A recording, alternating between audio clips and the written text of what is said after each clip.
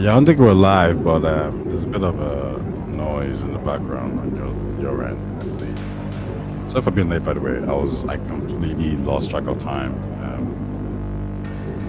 I was actually gonna message you, be like, "Yo, can we start early, bro? Because I want to, kick off early." But it turns out that I'm late. Anyways, fire away, please. Let's chat.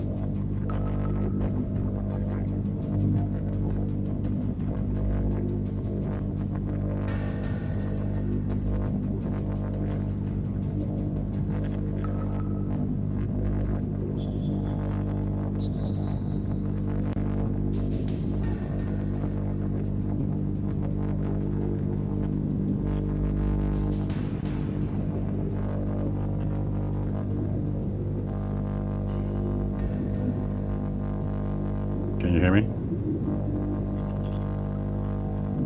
I can hear you, but no, I can't hear you, but you can hear me, I'm guessing. Yeah, I can kind of. There's something wrong with your microphone. There's a connection. There's a big buzzing noise, like which I think is what's fucking up. It's gone now. What's up? All right. Okay, so can you hear me clearly? I can hear you clearly. Yeah, it's my external mic, which really sucks because that means that I need to calibrate it. But anyways, welcome, Ty. Thank you for joining me. So I've actually I'm glad that you joined a little bit late because it gave me a little bit of time to sort of do a little bit of tinkering to make sure everything works. Like for instance, the comments were turned off, so I had to go and do that. Yeah. But other than that, yeah, man, I think let's get started. So I'd already sort of introduced the subject quite a few times. Let me just check one thing on YouTube if it is actually live. Yes, we are live. Oh, we're live. Welcome everybody to the Tayetalks. I'm just fucking with you. It might as well be. Yeah, I think we're good to go. We're live. So Ty, I'd already set this up and sort of mention the fact that I just wanted to discuss with a back and forth in regards to. I released a video yesterday where I just discussed, just basically where the Xbox community is right now in terms of how they feel about the brand. And of course, when we have these discussions, we always say that there's two sides to this. There's the business side, and of course, there's the fan and the community side. And I suppose you can also add the media to that.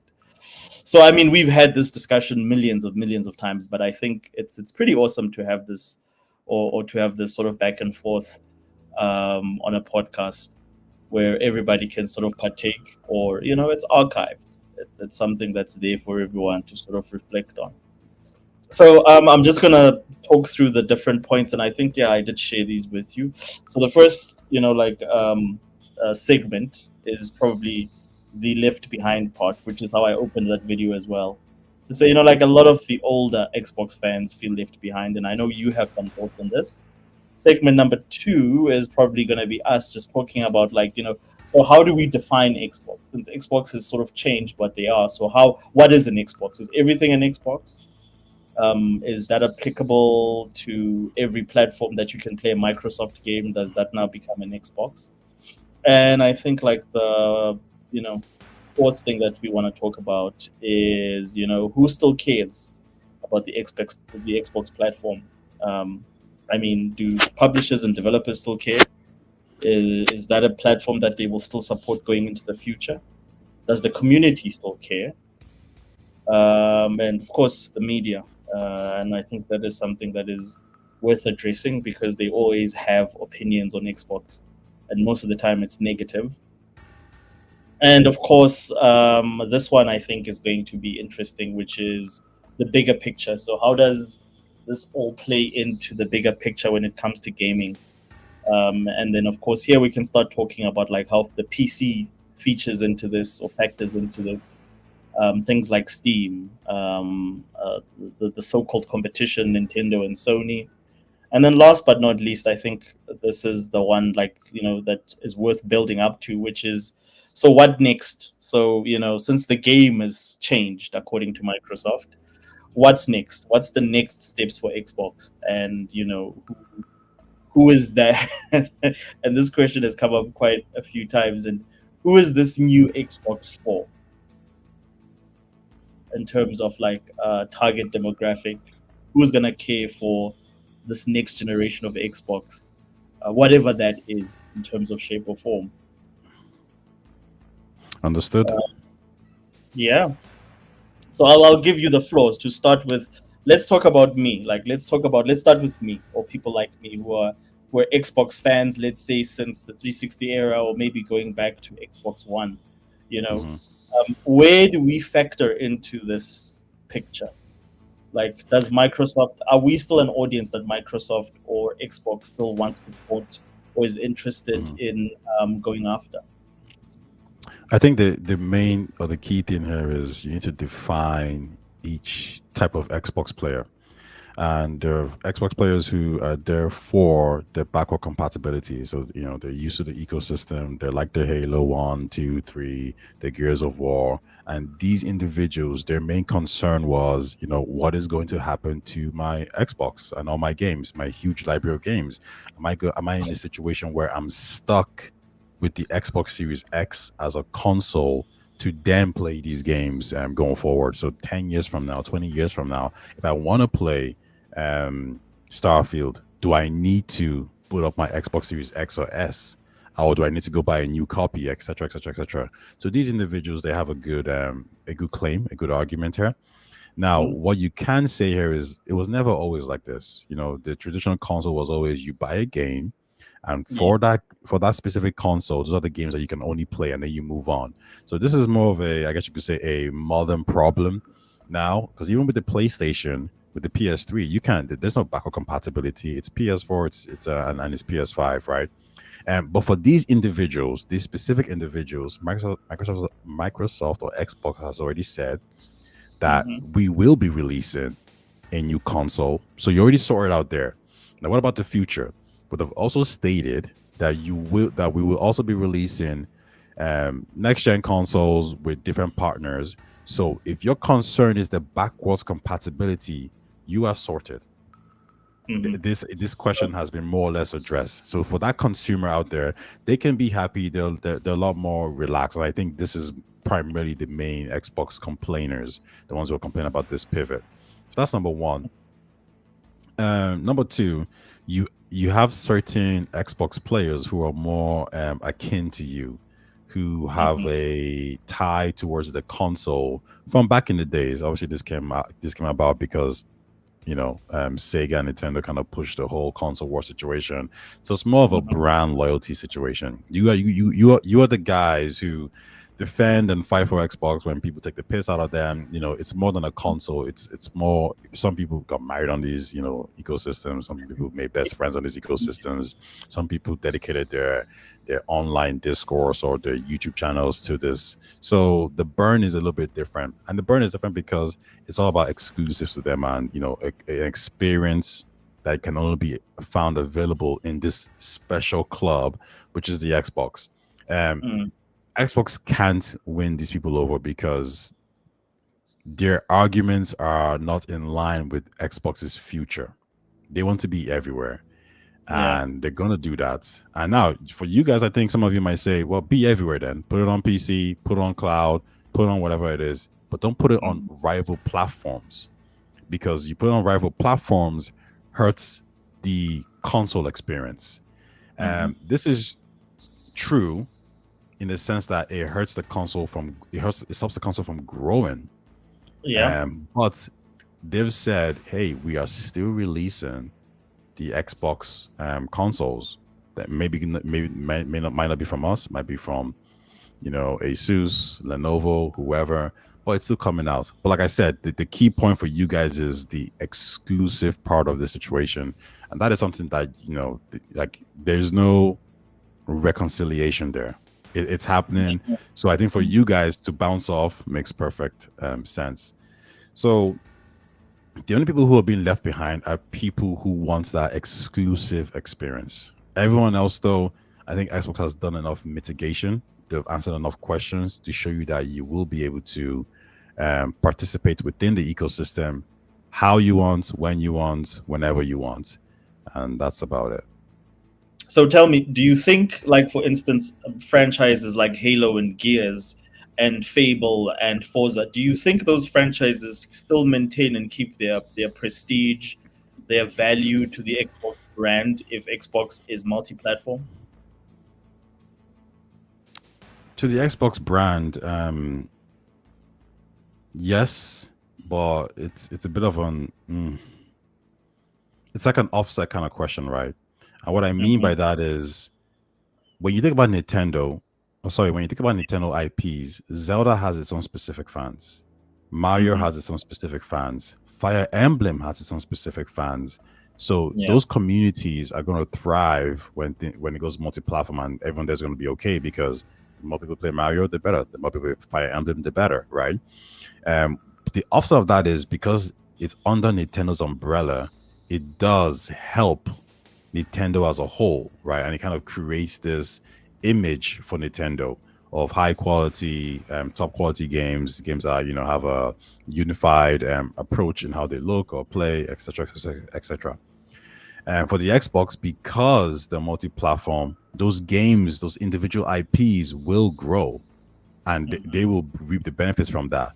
Now, in terms of the console necessarily won't grow because you don't need the console, but the Xbox umbrella will grow and get better because in the same way how Sega, we know Sega for the games they make. People have all said it before. Hey, listen, look at all these games: Shinigami Tensei, um, Yakuza, Metaphor, Persona. These are the games we know Sega for.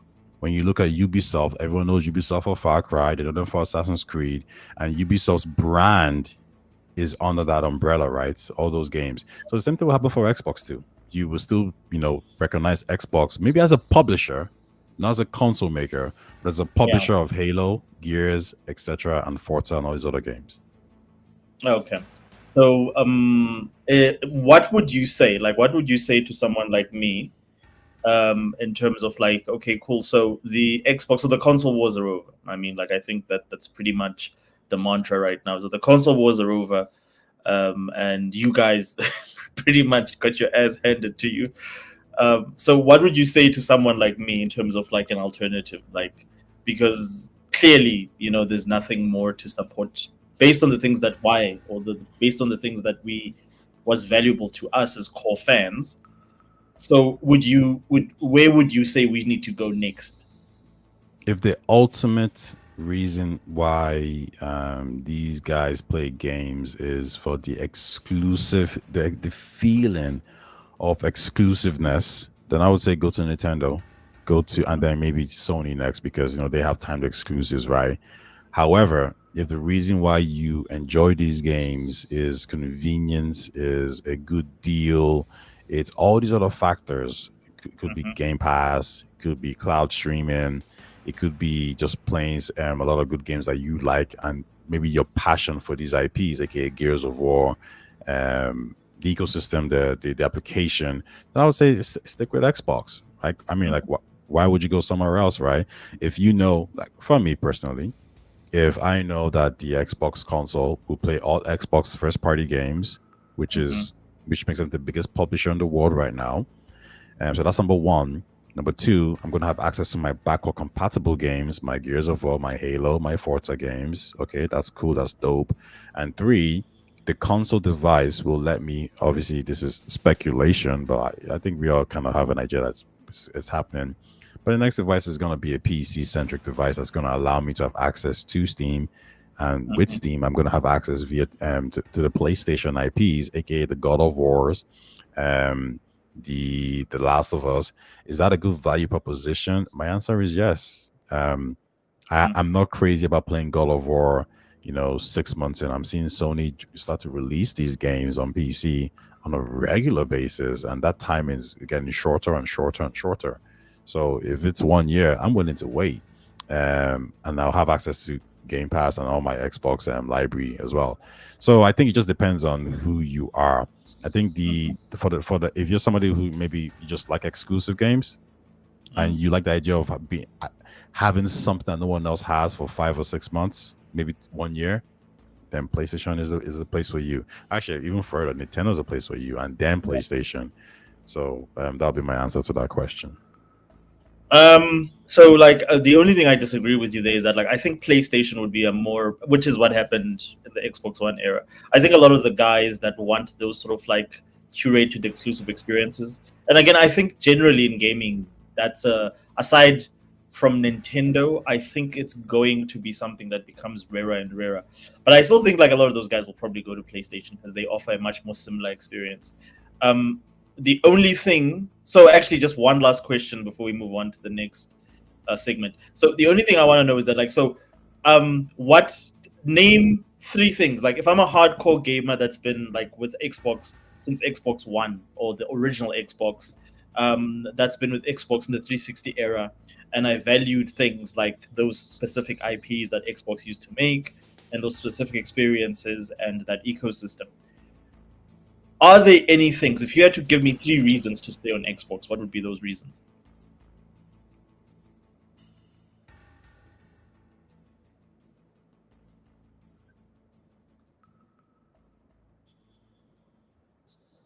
Take your time.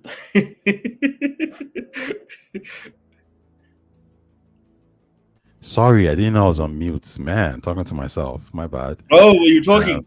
yeah, I was I'm talking. thinking. Yeah. You think you had me? You think you had me? No, no, no, no, I no. thought you Don't were talk busy. nonsense. Thinking? Hearing. No, no, no. The Yo, one Cass is up. What's up, called Cass? Plastic Please go ahead. Cage.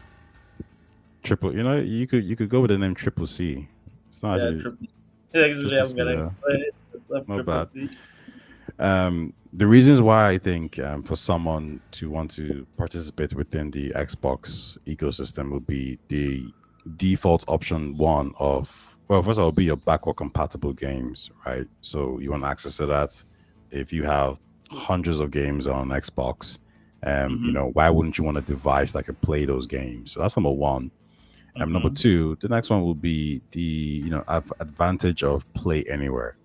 Yeah. Why buy a PlayStation and buy a game there like a FIFA or whatever it is, when the next Xbox by default would be similar to Steam, right? It would be play anywhere, right? So there you go. Mm-hmm. And the third one would be Game Pass. Sure, it's not everyone wants to subscribe every single month, but I know people who subscribe here and there, and they sign out, and that these are good value proposition.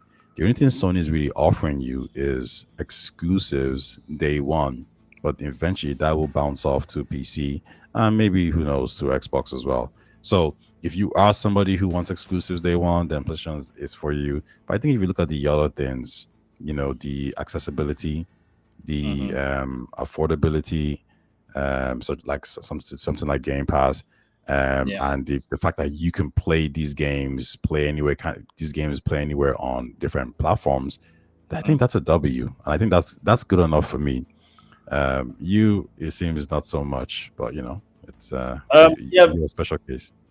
Yeah, well, I was an export before this. I was part of the export army, so I was indoctrinated into that thinking. So, Kes says something here that's very interesting, and I think it aligns with what you're saying. She basically says the main reason to stay on Xbox is number one is Game Pass, which I agree with. Like, to me, that is why I'm still on this ecosystem because it's so convenient across a lot of my platform, whether it's PC, whether it's my Series X or my ROG Ally. It says not having to spend money to go elsewhere. All right, that's also a valid point. And back compact. Yes, these are things that Xbox does very well. These are things that I think, like, as part of like Phil Spencer's legacy, matter. Um, so, and this is also for the chat. So, if the console wars are indeed over, and I know Cass feels some sort of way because I think she was the opposite. She was like a PS. You were like a PS5 or a PS or PlayStation fan, I think prior to this generation. So if the console wars are over, if we're closing the chapter and saying, okay, cool, we're all moving on. I've moved on personally to Steam or PC, which is what I think a lot of people who think like me will do. Some people have moved on to PlayStation 5. But if the console wars are over and that's done, that chapter's closed in gaming, and we've all grown up, as Luke says, who won? Like if we look at, because it seems like it's an easy answer. I think it seems superficially it seems like it's an easy answer. But Taya, you not being a person that's into console wars and all that day, who would you say won? We all win. No, I Oh, think from a console centric perspective, well, the winner is Nintendo. Nintendo is the one that has taken the trophy, the title, because they are the only ones who yeah, essentially their games are exclusive um, to their platform. And Sony's yeah, publishing in different locations. Sony's putting it on PC. So everyone capitulated and started putting on different platforms that they don't run or own or control. Now, to some extent, you could say Nintendo was putting their games on mobile phones first, right? So that's a capitulation in itself. But I don't think anybody really looks at the Android store, the Google Play Store, and the iOS store as a competing platform yeah. to what Nintendo or the big boys are doing. So I would say the default answer would be Nintendo. Nintendo is the undisputed champion of the console wars. Um, Sony has a good shout by saying, "Well, we have more revenue. We have the best holding. We have all these games that you all want, and how could you give it to Nintendo when you don't even buy or care about their games?" Yeah.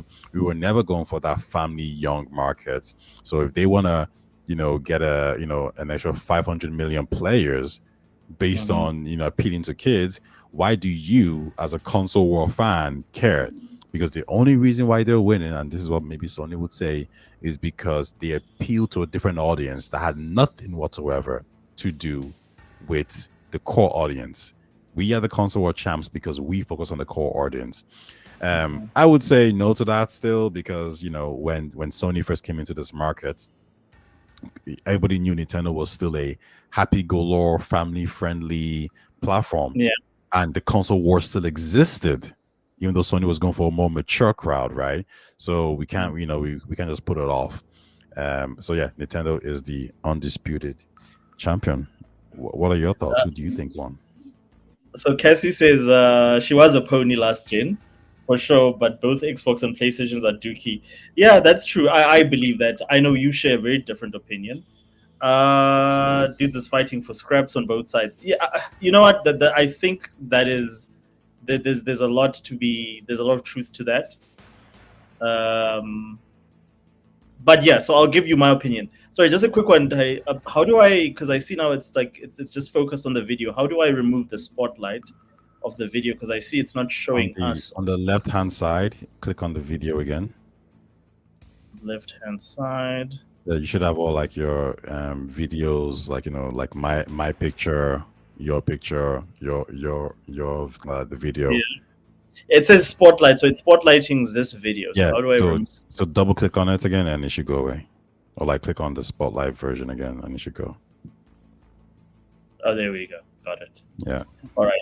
So yeah, so that's and I agree with her that like it feels like we've made no progress this generation in terms of, and I've said this to you, and we've had this discussion, and I know it doesn't really tie it directly just to Xbox, that it feels like from last generation to this generation, there's been really nothing in terms of like progress, in terms of like the industry moving forward. So to answer your question though, who do I think won? And I agree with you, Nintendo. As someone that sort of like I think even before Xbox was even a thing, before Sony was a thing, I think a lot of us were Nintendo or Sega fans. So for me, seeing the journey that Nintendo has taken and how they've survived so many generations and become successful, and to the point that like if you were there during the N64 era, I don't think you believed that Nintendo would be where they are now in terms Mm-hmm. of being so dominant in gaming. Mm-hmm. And the point that Nintendo is so freaking dominant and they're so stingy that they refuse to give development kits to third party developers to make games for them. That's how much Nintendo doesn't give a fuck in terms of like how dominant they are in gaming. And I'm glad I'm not a Nintendo fan because it means that I would sort of be subject to Nintendo's abuse, because Nintendo is very abusive, I think, to their fans and to their supporters. Whereas Xbox is more forthcoming. Like I think Xbox is the best in terms of treating from a value perspective. So I agree with you completely that Nintendo did win, and we can look back in this and say they ended up dominating. Because Where I think anyone that disagrees has to look at is Japan. There's no one can challenge Nintendo in Japan. They're almost unlike they are the undisputed MVP, and I think we can all agree on that. Yeah, I think Japan they dominate. Europe is a little bit different, and United States. But overall, you said the consoles have sold tremendously well. But one thing that they need to worry about is, and I think this is where some of these discussions gets very dicey because there's this impression that based on what Hmm. you're doing now and how you're selling now is how you're going to sell in the future. That is completely false. The new technology is going to come, the market is going to shift, people are going to change, people are going to prioritize different things, either that be ecosystem or accessibility, and that will destroy you if you do not adapt. How do you deal with the dragons at your door? They Hmm. haven't broken it down yet. But when they get in the future, that's when you're going to be screwed. For example, Xbox could release a different console, like an OEM console or an Xbox Series S2, and I think generally it will sell. I mean, okay-ish for whatever reason. However, if Nintendo puts all their games on different platforms, the question is, well, what makes the Switch as a console special? Well, you only play Switch One games. That's about it, right? And you might have access to the old school stuff, but that's literally it. Hmm. And you could see how Steam or different, even PlayStation on Xbox could release a handheld version that competes with Nintendo that is more powerful. And then they're gonna say, well, we already have Mario Kart on our platform. So I think if Nintendo goes multi-platform, same way Xbox goes multi-platform, I think Nintendo's done. I think Sony can do it and get away with it because they have an ecosystem that's not just derived of exclusive games. Xbox, to an extent, can do it too as well because they have an ecosystem that's not derived of exclusive games. Nintendo's hardware is predicated on exclusive games, Yeah. um, and if that's gone, then it's the hardware that needs to sell you on it, and their hardware sucks. That's it. So actually, like, and I know we're veering off the main point. Do you see? How do you like? Let me just. What are your predictions for the end of this generation for the one that Switch just started or the Switch 2 just started? What are your predictions? What do you see in 5 years' time? I think the Switch 2 is going to sell well enough, but it's not going to sell anything close to what the Switch. Maybe not anything close, but it's not going to sell anything crazy to what the Switch one did. You got to remember the Switch one had a huge COVID bump. There's a chart that's gone around some years back where you can see the Hmm. sales of the Switch and every other console is like this, and then it just shoots up, and that's because of COVID, right? And then you also have to keep in mind that people who buy the Switch, they're buying it multiple times because of the kids. Maybe that's not really going to happen this gen. I think it will. And they'll release different versions, which is going to help stimulate that those sales numbers. But overall, I think they've lost the innovation and the wow factor that made the Switch great in the first place. Hmm. And I've said this a couple of times now. Like these gimmicks only work once a generation, and the Hmm. Switch is a bit more unique because it's not really a gimmick in that sense. It's quite um, um it can actually be used by everybody. I could use it, you could use it, and it's something that you could actually see going forward in the future. This is why Sony's making a PlayStation 6 and they're making a handheld version because they know consumers actually want this level of accessibility, which is interesting because Microsoft always pushes accessibility, and the Switch is probably the most accessible console out there, right? So I don't predict it's going to sell anything crazy. I think Sony's numbers are going to decrease at some point. However, I do see a shift of Xbox players moving Hmm. on to Sony and PlayStation, so that will offset those losses. But in the future, you will see a decrease in the console numbers with these guys because I think people are going to move towards PC. I think Hmm. cloud becomes a lot more I think we become stronger, and you see people start asking themselves, "Well, why do I need to buy a console that costs $500 when I think this device does it for me?" You gotta keep in mind whenever you look at these sales, on any of these charts, it's Hmm. always the family-friendly sports games and all these casual games. So Yeah. once you lose the casuals, or once the casuals realize that they can stream these games, this is when cloud takes off. The casuals that can stream these games, casuals are not loyal to a console or device. They're just going to stream it because that's what they're used to. And I think Sony understands this, Nintendo understands this, and Xbox understands this. So the question is, how do we prepare ourselves for this possible or eventual transition in the future? Yeah. So, like, and this is such an interesting. I think Nintendo is such an interesting subject on its own, and we should probably have a separate podcast to just unpack a lot of that stuff. Because, to me, like where I think Nintendo is immortal or unbeatable is the fact that in an era where mobile gaming is the apex of gaming in terms of like the most growth, the most users, etc., etc. You would think that Nintendo would have suffered the most from the growth of mobile games, but they remain unscathed. Nothing happened to Nintendo with the introduction of everyone having a cell phone that can play games. In fact, it just made Nintendo more popular than it's ever been in the history of gaming. So I really think they're very interesting. Like, I don't think it's. I think they are probably more adaptive than any other console maker or any other player in the gaming space. So it'll be interesting. So I hear what you're saying, but it'll be interesting to see if they survive, because if mobile gaming can't hit Nintendo, like I'm sort of curious as to like what will. What do you mean Nintendo is the most adaptive? In the sense that, like, if you look at like they've always dominated the handheld space. We can agree on that, correct? Hmm.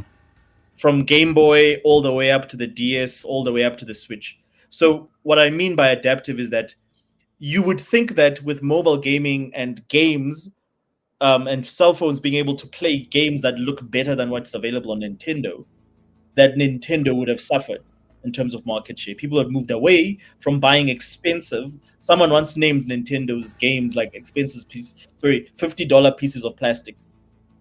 Whereas you can just download the game and play it on your cell phone. You don't need to buy the piece of plastic that Nintendo sells you.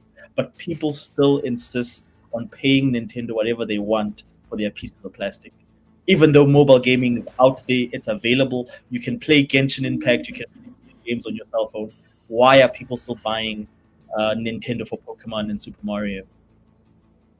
I think there is still a level of attachment to some console devices, and I think Nintendo has a premium experience when it comes to these games. And mobile phones are not the easiest way to play, these kind of games as well. However, I do think there's a shift that will happen with the younger generation, where they're going to start wondering or asking questions as to why do I need to spend $500 for this when Mm-hmm. I can do it via my mobile phone. Now, I do think there's if you're a kid and somebody buys you a new device, aka Nintendo Switch, you're going to be happy. It doesn't matter if your phone could play the same game. Kids like new things, new toys. But I do think they're going to start asking questions as to, well, why what can I do it this way? I think an Mm-hmm. interesting point would be when Epic left the iOS store.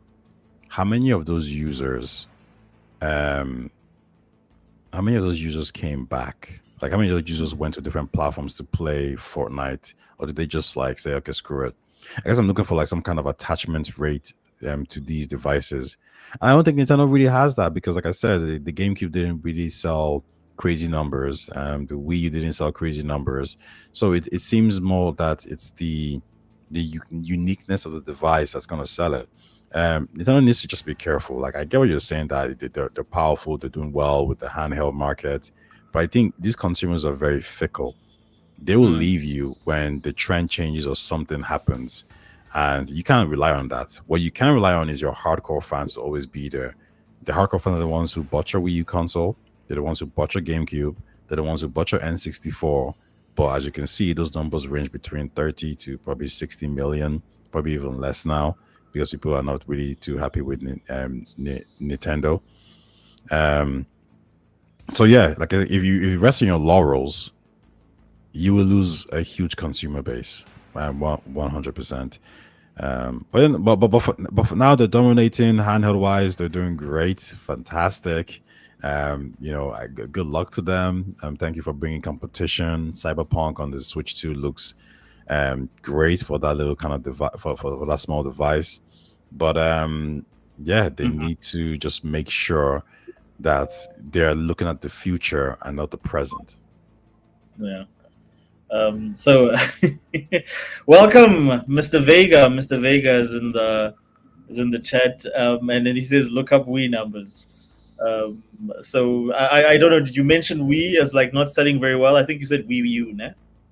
Well, I think he's saying that, like, well, how could you be worried about Nintendo? Like, my worry for Yeah. Nintendo comes from the opposite of what you just said, which is look at the Wii numbers. Well, look at the GameCube numbers. Look at the N64 numbers. Look at the Wii U numbers. Nintendo has, like, I always say, I think I've said this before. Nintendo has, like, is it like 3 for 4?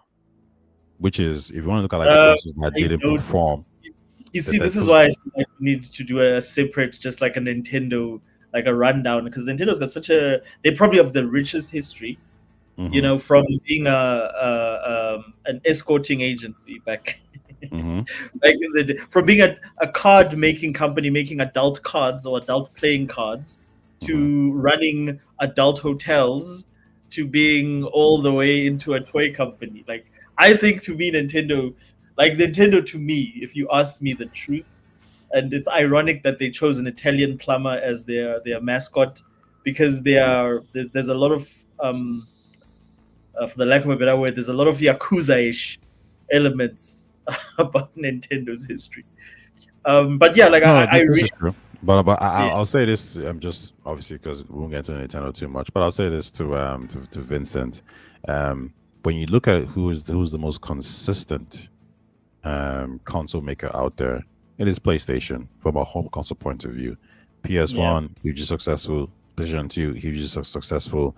PS3 not the least successful, but number hey, two, it still did number well. two. PS4 successful. PS5 is looking like it's going to be a success. Sony is probably 5 for 5. Nintendo though, Um, how many W's did it go they're in on the four for console five. space?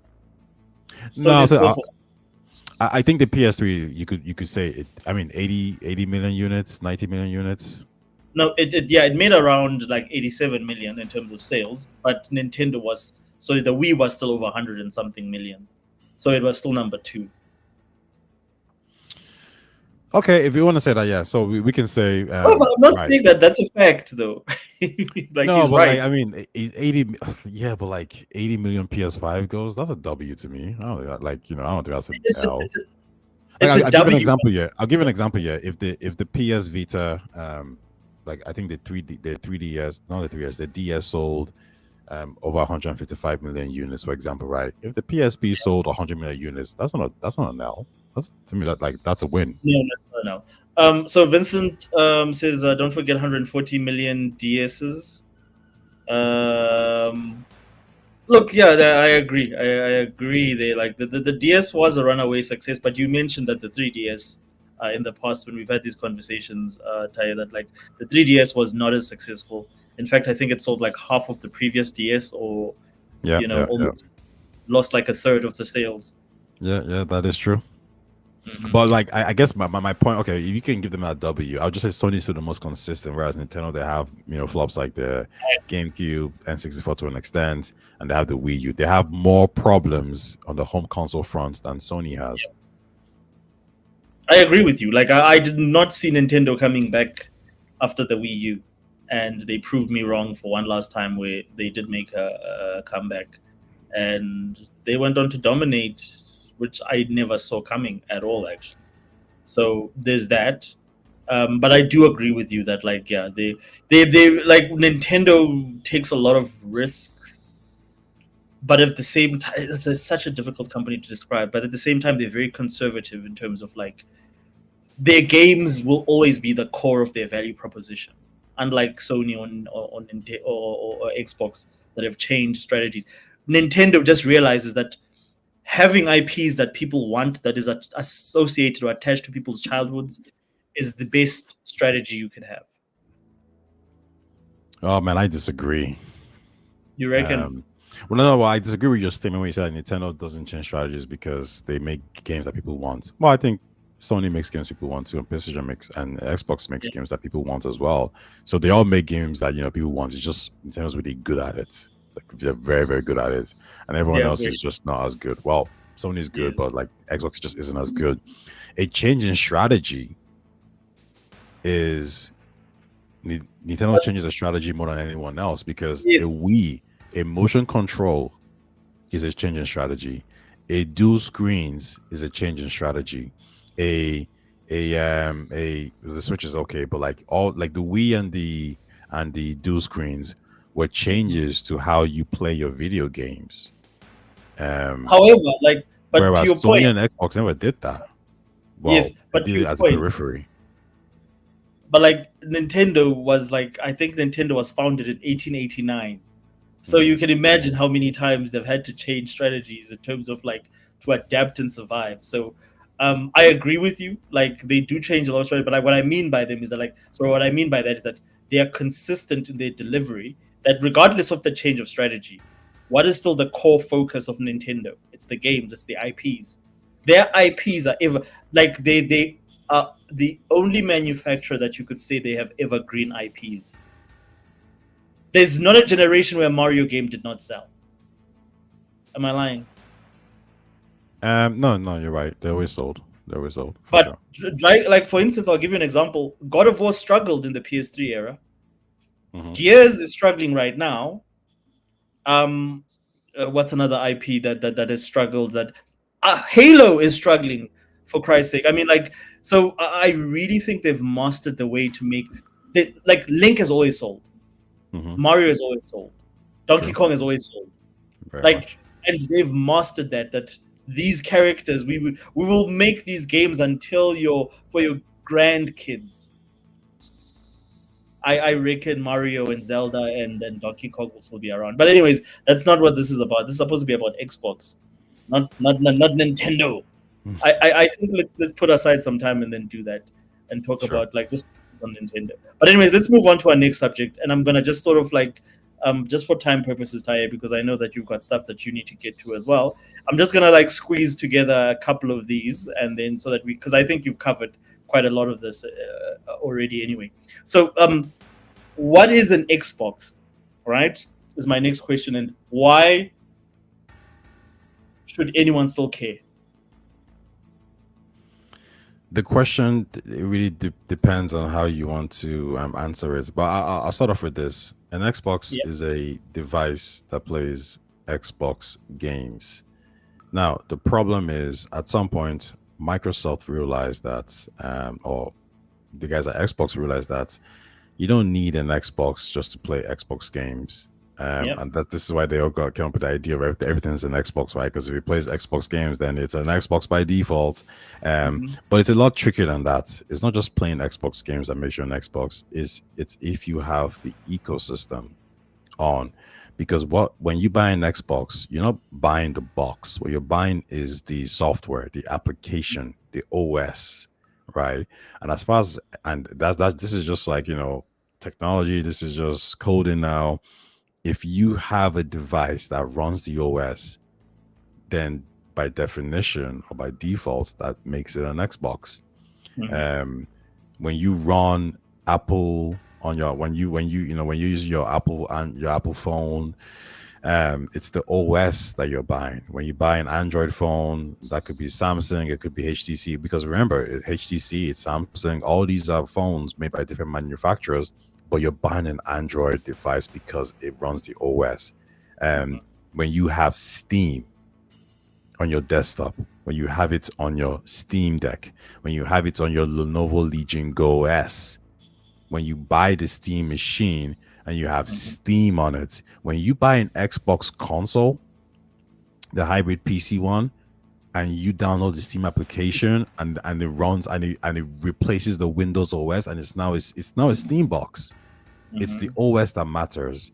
And I think people don't like the idea of that. They like the idea of no, it's a box, but you gotta deeper. You can't do surface level discussions because these conversations go a little bit deeper than just boxes.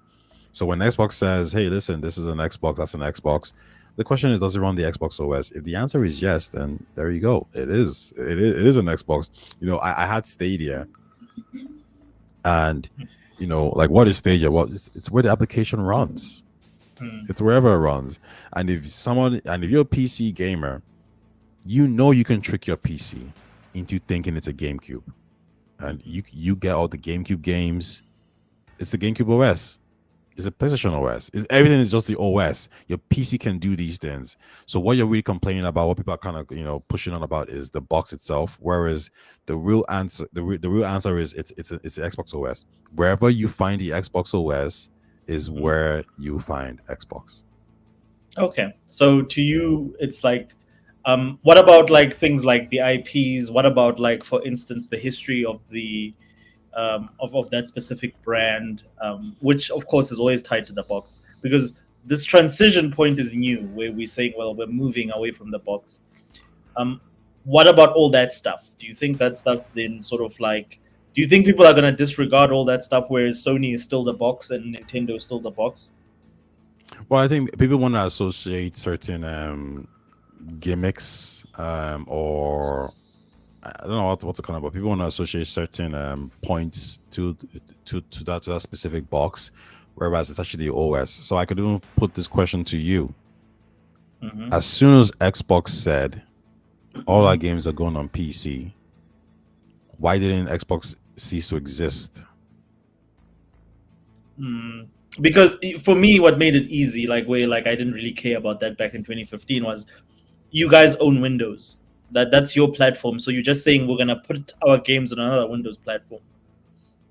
So it didn't really matter. What I meant is like Steam. When they said all our games are going to be on Steam, which is a completely different platform, why Yeah. didn't Xbox cease to exist? Why did people still associate Xbox, as as an ecosystem or device? So because again, like I never looked at Steam as like it's just a marketplace on Windows. So it's still on Xbox. It's still on Microsoft's platform. Um, so it was, to me, that was never a big deal. Well, I mean, but I It's would just argue that PlayStation is also still a marketplace.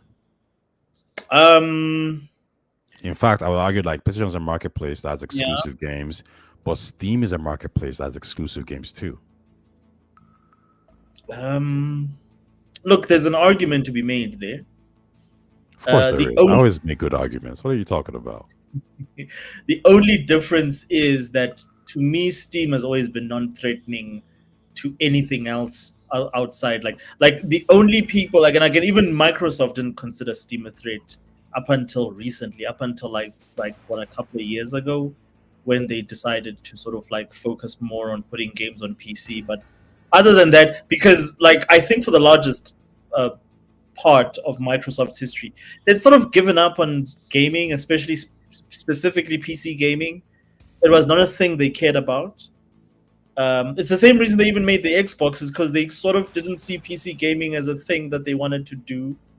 On the long run, like they otherwise, why did they just double down on making Windows a better platform for gaming back in 1999 when the Xbox One was being developed,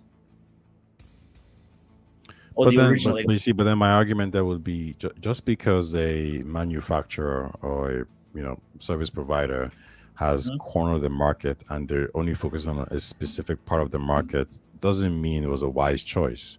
Like I think everybody here would say that like the idea that Xbox ignored the PC crowd for so long and allowed Steam to take over was a huge mistake. We all agree there, like they should have been doing both, right? In fact, the Yes, Xbox app that we're talking about right now, as far as you're concerned, and maybe PC guys are concerned, they should have came out 15 years ago, 10 years ago. Not even 10 100%. years ago, like 15 years ago. So Xbox realized now that like, hey, wait a second, like what are we doing here exactly? Why are we focusing on like there's a market called the gaming market. And for Mhm. some reason, we've deluded ourselves into thinking that the only market that's important in the gaming market is this specific segment. And I could see, Satcher saying, okay, so how much of the gaming market do we have? And they're like, oh, only 7% or whatever it is. And Xbox is like, and Satcher's like, wait, 7%? Why? It's like, well, console. It's like, okay, but what about PC and the others Mhm. like stuff? Why have we tricked ourselves into focusing on one area? And there's no answer for that. There's no Mhm. reasonable answer for that. And then the next point is like, but wait, but Microsoft though? We own PC. So why are Mhm. we not dominating in that front? That's number one. Number two, Yeah. I mean, like mobile can be a thing.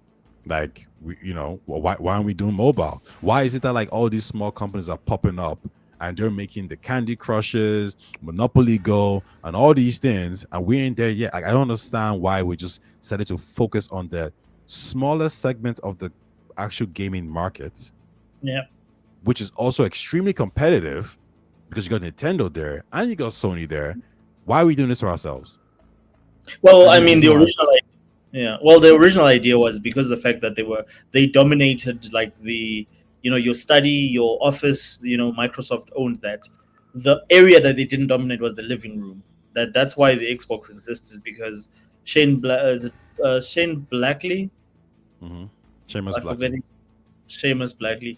He like like I've seen so many documentaries with him going through this, where he says the reason that Bill Gates and Steve Ballmer back in the day bought into this is because the one area in terms of computing that they didn't dominate was the living room, and they were afraid that the PlayStation is going to be like a Trojan horse that captures their consumers or their potential consumers using the TV and the box that connects to the TV. Which they were not wrong; they were absolutely right. But like I don't know, like to me, like how these things start and how they like we end up where we are now. Yeah, it becomes the tales of the tale of legends. But that was the original idea. To answer your question, is that the whole reason why this they even entered console gaming was to stop Sony from dominating, because Sony was one of their primary competitors at that time. I think they were also an OEM, so they were afraid that Sony was going to overtake them when it came to that space, which was a significant space, and it still Yeah. is today. Yeah. Okay, cool. I'm happy with that answer. So okay, so just like, but just give me a summary. So everything where the OS runs is an Xbox. If you have 100%. the Xbox app, but my question is, do you think? Because for me, this would win me over as an Xbox guy. If I could run games on PC and on other whatever, like wherever this Xbox app exists, the same way I run them on my Series X, I that would win me over. But my problem is it's still an app. It still doesn't provide me that native experience that I get on my Xbox Series X. Soon. Okay. So I'll hold you to that. Like we'll have a follow up discussion, and Yeah. I'll hold you to that. Soon I'll you'll be able give you to a get a year. device. With that Yeah. device, you'll be able to run your Xbox previous back compat games from the past. I mean, they've said they're working on it. I might disagree. I might have issues with the execution, but it's there. Like everybody who's looking at Xbox now, as much as they want to hate them, what they can't deny is that in the last at least year or so, they've been updating the application. They've been doing this. They've been putting in the work to get to that point. Mm-hmm. Steam is far ahead. Sony is far ahead in some aspects, but they're trying to get there, and they're making strides. When you look at games like Play Anywhere now, like it's 1,000 plus. Sure, I don't know about indie games, but you got Hollow Knight Silk Song as Play Anywhere. You got Adam Fall as Play Anywhere, I believe. You have Clear Obscure as Play Anywhere. You have all the Doom colleges that Play Anywhere. Like they're improving Mm-hmm. dramatically. Next year time, if there's no game that's Play Anywhere, then fair enough. You can say like, oh, this slowed down, but they're always improving. They're always doing something. Um, there's a new app. Sorry, there's a new update again now for Windows. Like, hey, I turned on my Xbox application, and it's literally showing me right there, like, yo, Steam, your Steam games are showing. That's another update that is valuable. And now we're seeing that when the Xbox handheld OS launches, it's gonna have maybe some issues here and there, but they're always looking to improve it. So when I say soon, I think everybody wants it to be now, which is fine. But I Mm-hmm. think what Xbox is saying is like the truth is we're a software company, and software normally is like this: you upgrade, and that's what it is. That's how Steam became who they are today. Yep. Consistent upgrades and updates. Now Sony's way is different, and Nintendo, they release a box that has a technology, and that is the fine print, right?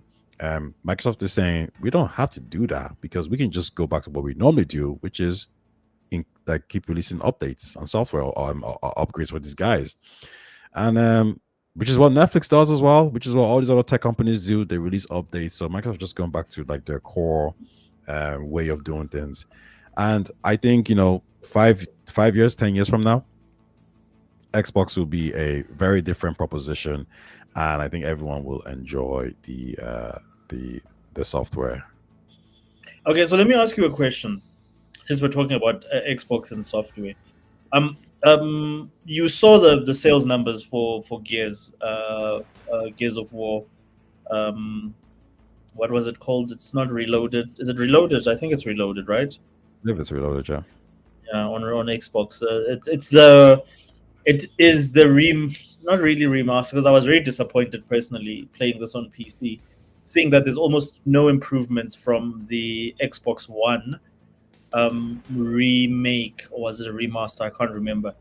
It's essentially the same build with a couple of like new engine tweaks tacked on. Why do you think that game was so unsuccessful on PS5? Um, my speculation would be, I think it's a type of game. Number one, I don't think those kind of games would normally do crazy well on PlayStation. Number two, I believe it's a remaster of a remaster, so it doesn't look great. Maybe Sony has kind of pushed their fans into high end AAA blockbuster gameplay, and Gears of War Reload doesn't look anything like that. What I will say is that the next Gears of War game will sell well enough because it'll be advertised well. It'll be AAA graphics. The gore will be on display, and that's what's going to push it to sell. Now, probably still will still sell on Xbox because it's an Xbox IP and Xbox fans know it and love it. But yeah, I think those are the only reasons I can think of, to be honest. It's a remaster of a remaster, and Sony fans were probably not that interested in playing that. I think the ones who had a nostalgia for Gears of War from back in the days, maybe when they used to have an Xbox, they might be interested in it. But even the Xbox guys who jumped to PlayStation, they're saying it's a remaster of a remaster. So why are we bothering? But I think the real calling card will be when Gears of War the remake comes out. Oh, sorry, the prequel comes out. Judgment, what's it called? E Day. E-Day, yeah, my bad, yeah, E-Day. So on that note, do you think? And actually, this is going to be a two-pronged question. Number one, do you think that if they are working on a Halo remaster of the original Halo game, it's going to do well? Because that's what I heard. Is that like that's the rumors? Is that like they're working on a Halo remaster? Um, Again, it'll be a remaster for remaster. Um, if they bring that to PlayStation, do you think it will do well, or should they bring Infinite with all the multiplayer? For this one, I believe Infinite probably wouldn't do as well. I think it'll do well enough because it looks probably more modern. But what I would actually suggest them to do is to make a remake of Halo 1, start from the get go, and push all the marketing behind it. Make it seem like it's a huge event. Halo 1 remake. Show the new amazing graphics, show the new textures, show the new voiceover, show the battles. Like, have a proper advertising campaign for it. Have it on the Switch too, have it on the Xbox, have it on PC, have it on PlayStation. And I believe PlayStation users will come through and play it. There'll be nothing like Halo on the PlayStation storefront, so you're gonna get users. Now, would it do better than God of War, The Last of Us, all these other games? No, because I think Sony fans are a little bit curated in this aspect. They're not really like your first person shooting fans, but it will do well for sure. Halo Infinite, because it's a like what's the fifth game now, or the sixth in the franchise. I think that's gonna hurt it a little bit. I believe it was Square Enix might have said something as much that the Final Fantasy Rebirth, or someone else said it, that Rebirth didn't sell as much, because the truth is you need people who played remake to play, and then once they played remake, then they'll get Rebirth, and that's always going to be a problem when you need when you need to play the first game, and people are going to be a bit more hesitant. So Infinite's going to cause problems. Best just keep to Okay, so Halo what if they remake. bought Master Chief Edition and Infinite at the same time? What if? Sorry. If they bought Master Chief Edition and Infinite, like maybe as a double pack type of thing, where either like you get both games in one, or they release both games at the same time on PlayStation, so you get everything up until, I suppose, yeah, it doesn't have Halo 5. But if they gave the PlayStation fans a package that has all the Halos up until Halo 5 and then also Infinite, but like I think separately and separate from the we can call it the Master Chief Edition that has all the games up until 5. you can do that. You can release it, and the ones who want it to go get it. I just feel like the issue that you might run into is now you're kind of flooding the market with Halo. You want it to be a huge event, so you want people to focus on, I think, one IP. Now, I think releasing a remastered version of the first, second, and third one is actually probably a good shout as well. You could do that, but I would probably I'll probably skip that and say, you know what, like, why even give them one, two, and three when you can just make a remake of the first one? Like, go hard with the remake, because I think you have Xbox fans who are Mm-hmm. looking, because let's be clear, if Resident Evil 4 can do a remake, Metal Gear Solid can do a remake, Silent Hill can do a remake, why can't we have a remake of, sorry, Dead Space can do a remake? Why can't we have a remake of Halo 1? Well, that's Like, the rumor, is that they're working on a remake right now. yeah, and I think that's the way to go. Don't release a remaster of the trilogy that, that's just an upgraded, skin. I don't think that makes sense, even financially. I mean, it's cheaper, yeah, but the best thing to do is just to make a remake of the first one, remake of the second one, remake of like basically like reboot the whole franchise and Mm-hmm. change the story points that confuse people in the second and third game. For Resident Evil 4, they changed they gave him, I don't know his name, it's the Spanish guy. They gave him more lines because they Mm-hmm. knew he was a fan favorite. So address the problems of the first game, second game, and third game with remakes. And you can have the games coming back to back. So maybe the remake comes out in 2026, and then the second remake comes out in maybe 2028, and then Yeah. next, and then the final piece comes out in 2020, maybe 2029 or 2030, and then maybe in 2020, sorry, 2031, release the trilogy of the remake. Like, boom, there you go. Like, these, do what Sony does, do what all these other companies are doing now. Like, take advantage of these motherfuckers. Mm-hmm. Okay, fair enough. Fair enough. Okay, cool. So I'm gonna move this along. Thank you for that. Like, I think that was very insightful in terms of like IPs. Okay, like one last thing when it comes to IPs. So, do you think other IPs will do well, like from Microsoft, like Fable drops on PlayStation 5 day one? What else is we expecting? I think Fable's Would you? gonna do well. Because I think what Fable has is, number one, I think it has that AAA blockbuster budget that, I think Nintendo's gonna like and Sony fans are gonna like for sure. From an RPG perspective, there isn't any other RPG that is like Fable that has this comedic touch to it. I think Fable also has legacy, so people know exactly what it is, and I know it's a remake as such. So I do think Fable's gonna do well. If Fable is a good game, it will do well on PlayStation for sure. Mm-hmm. Forza's Okay. gonna do well as well. We're already seeing that like people are buying it, even though this is like a 5-year-old game, but because it's a great game, so people love it. I think Gears of War ED is gonna do well because it's gonna be a reboot, or not a reboot, but it's gonna be a prequel. So everyone's gonna be start from fresh, especially they have an online multiplayer mode as well. And if they do well with the online multiplayer mode, I think that's gonna give it more legs.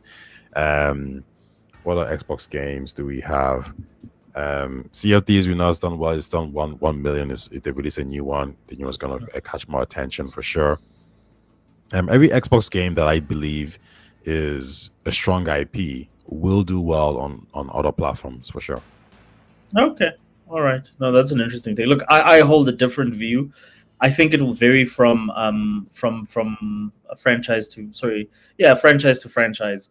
I think Halo can do well, um, but a lot of this has to do with how you position the game, how you market it, and things like, for instance, if it is like a shiny new game, and it feels like a shiny new game, then it will probably definitely do well on that platform.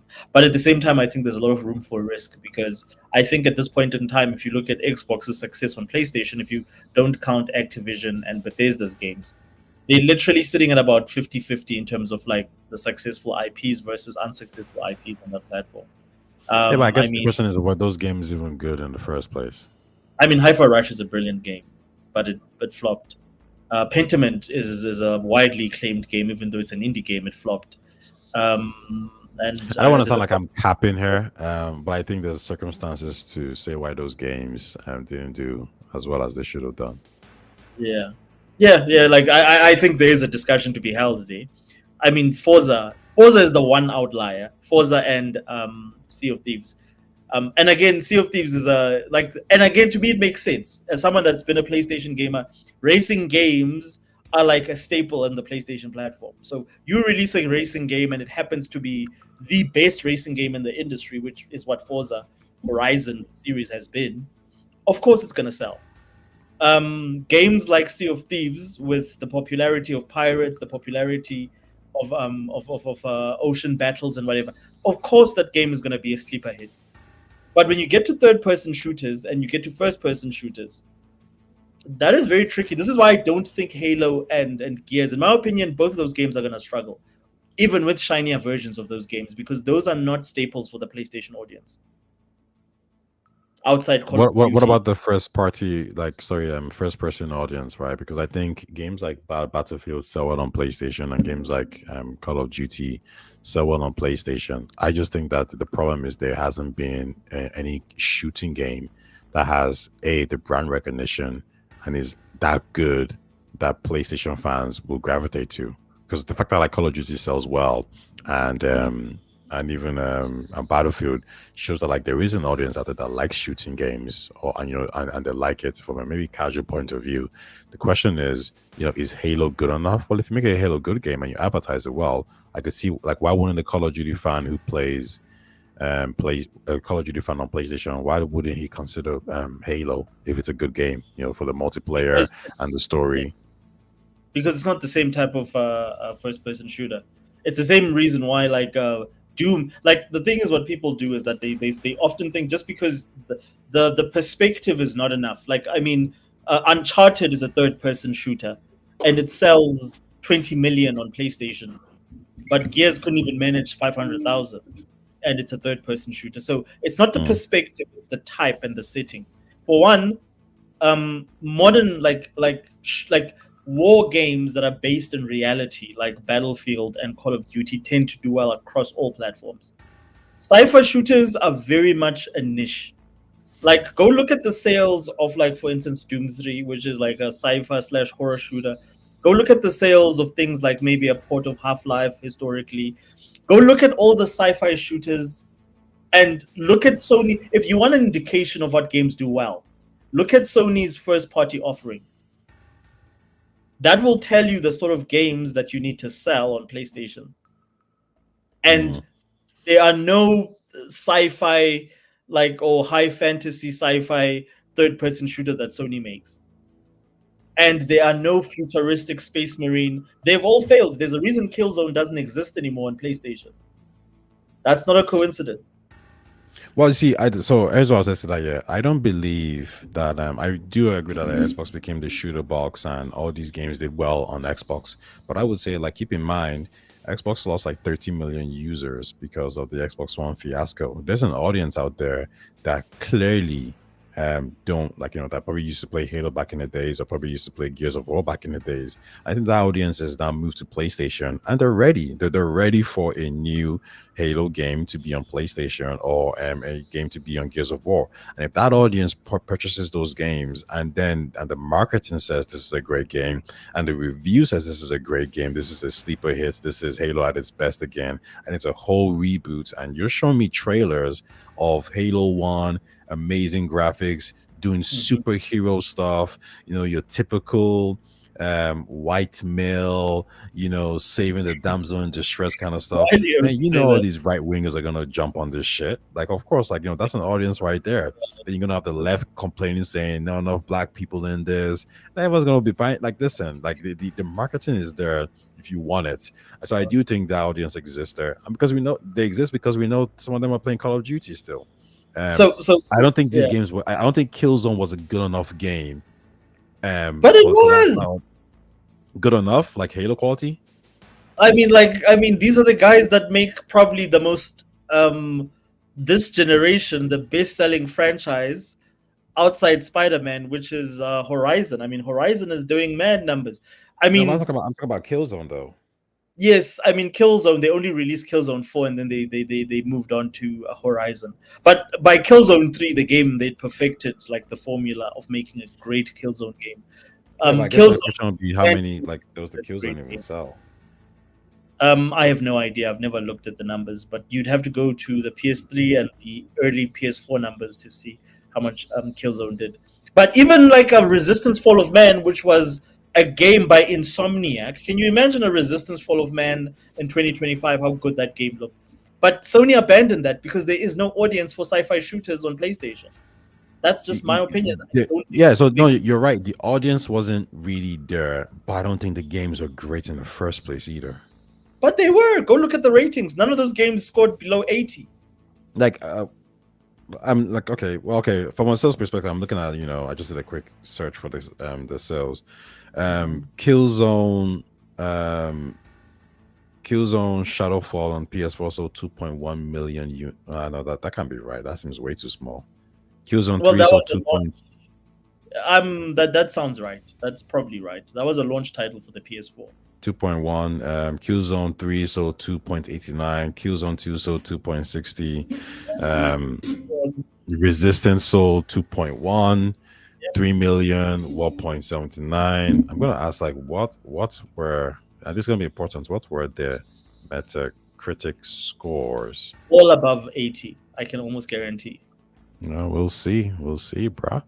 Because I know Halo was in the 90s, right? Or high 80s Well, only anyway. one Halo game, like the original, maybe 3 games, but like after that, they all were around eight. Like actually, only the original had like 90, Okay, which so I was have the ratings. Are the first Killzone game came out and it was 70 the on PS2 Metacritic. one. Don't count that. That one was like 70 because it was very substandard. It Okay. was low.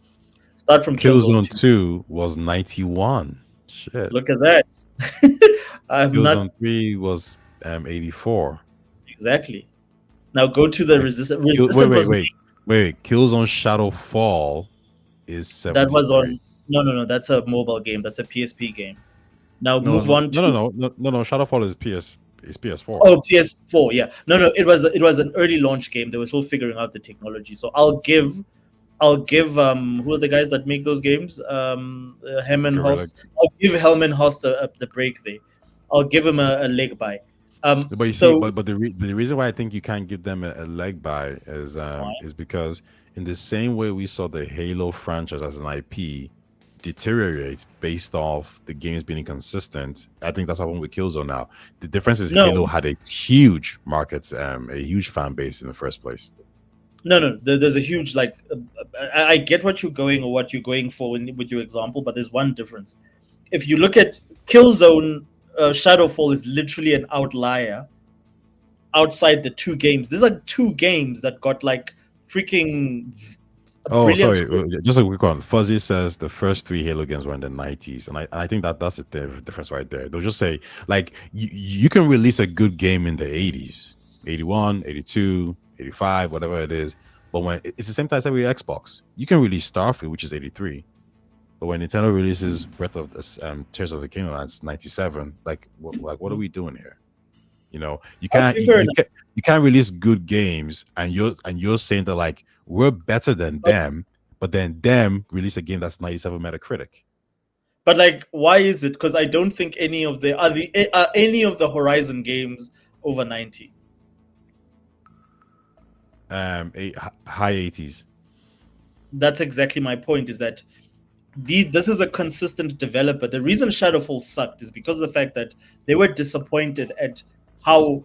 I just think that the studio was just over making Killzone because this is a franchise that, regardless of how well it was rated, just could not do well on the platform because there's just not a huge audience for sci-fi shooters, unfortunately, on the PS4.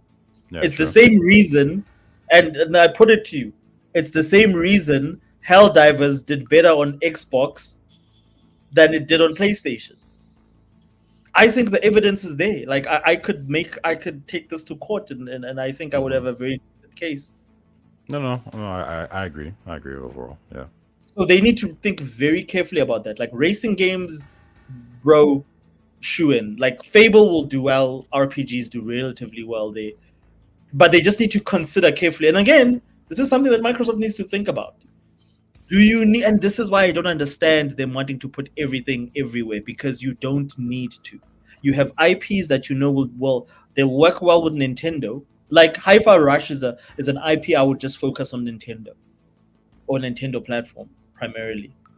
Like franchises like Halo and Gears, I would just keep.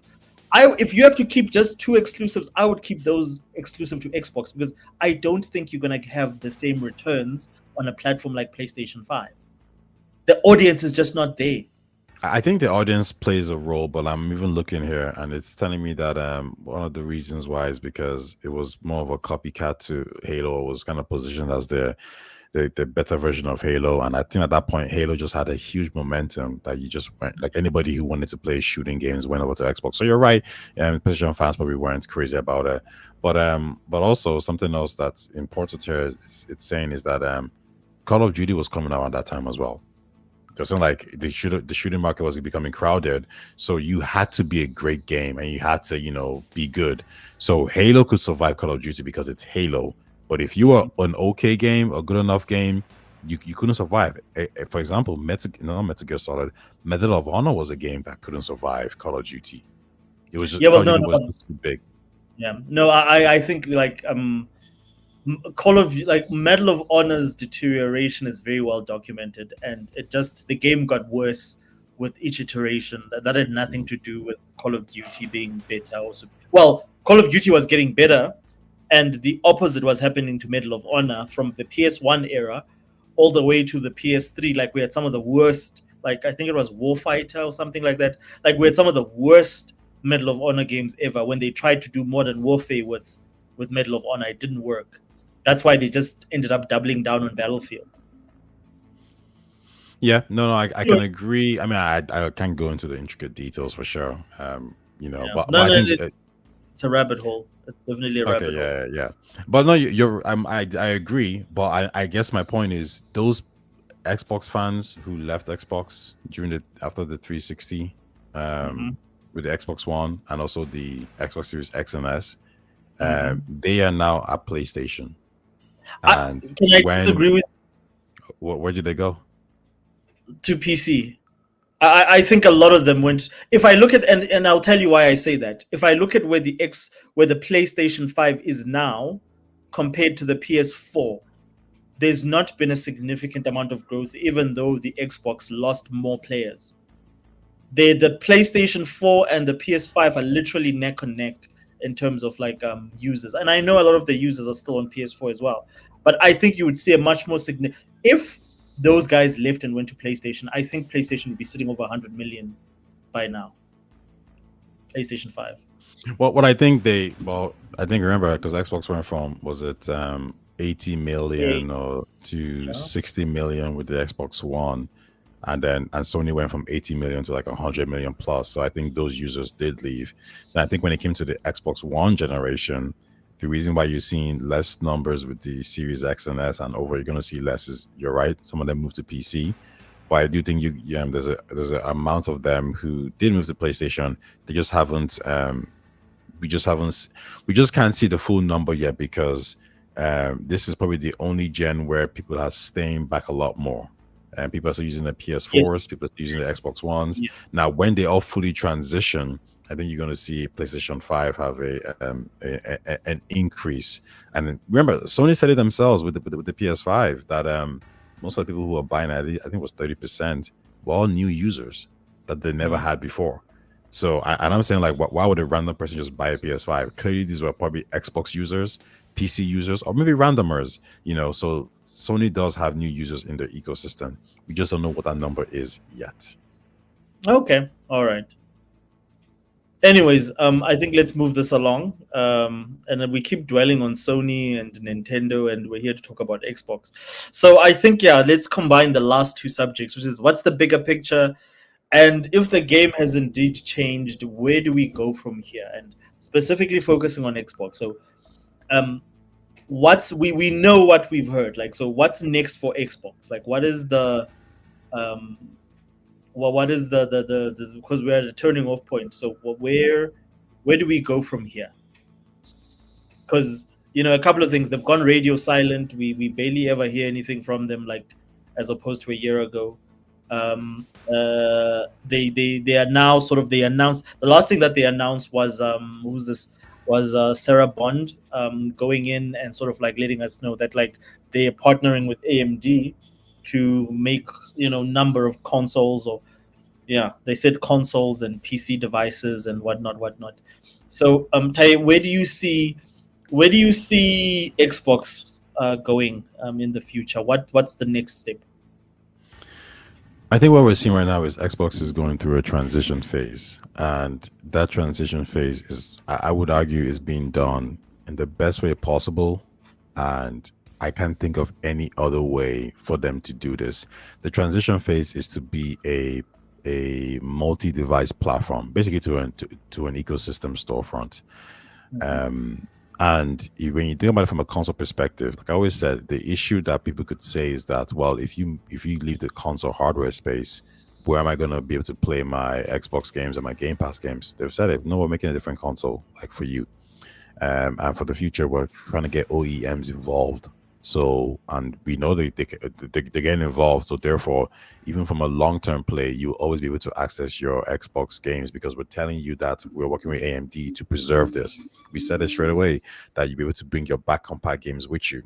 So, those people already ticked off from. They have nothing to complain about.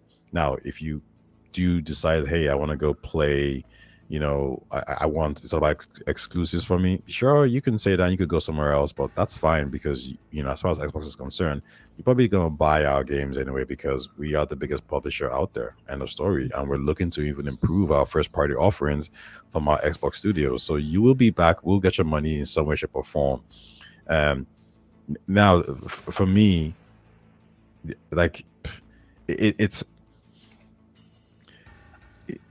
it's just Mhm. such a perfect way of doing things because there's no other company, there's no other way to handle this, um that would, because everybody's being happy, everyone's happy basically. The only people who aren't happy is the people who want exclusives.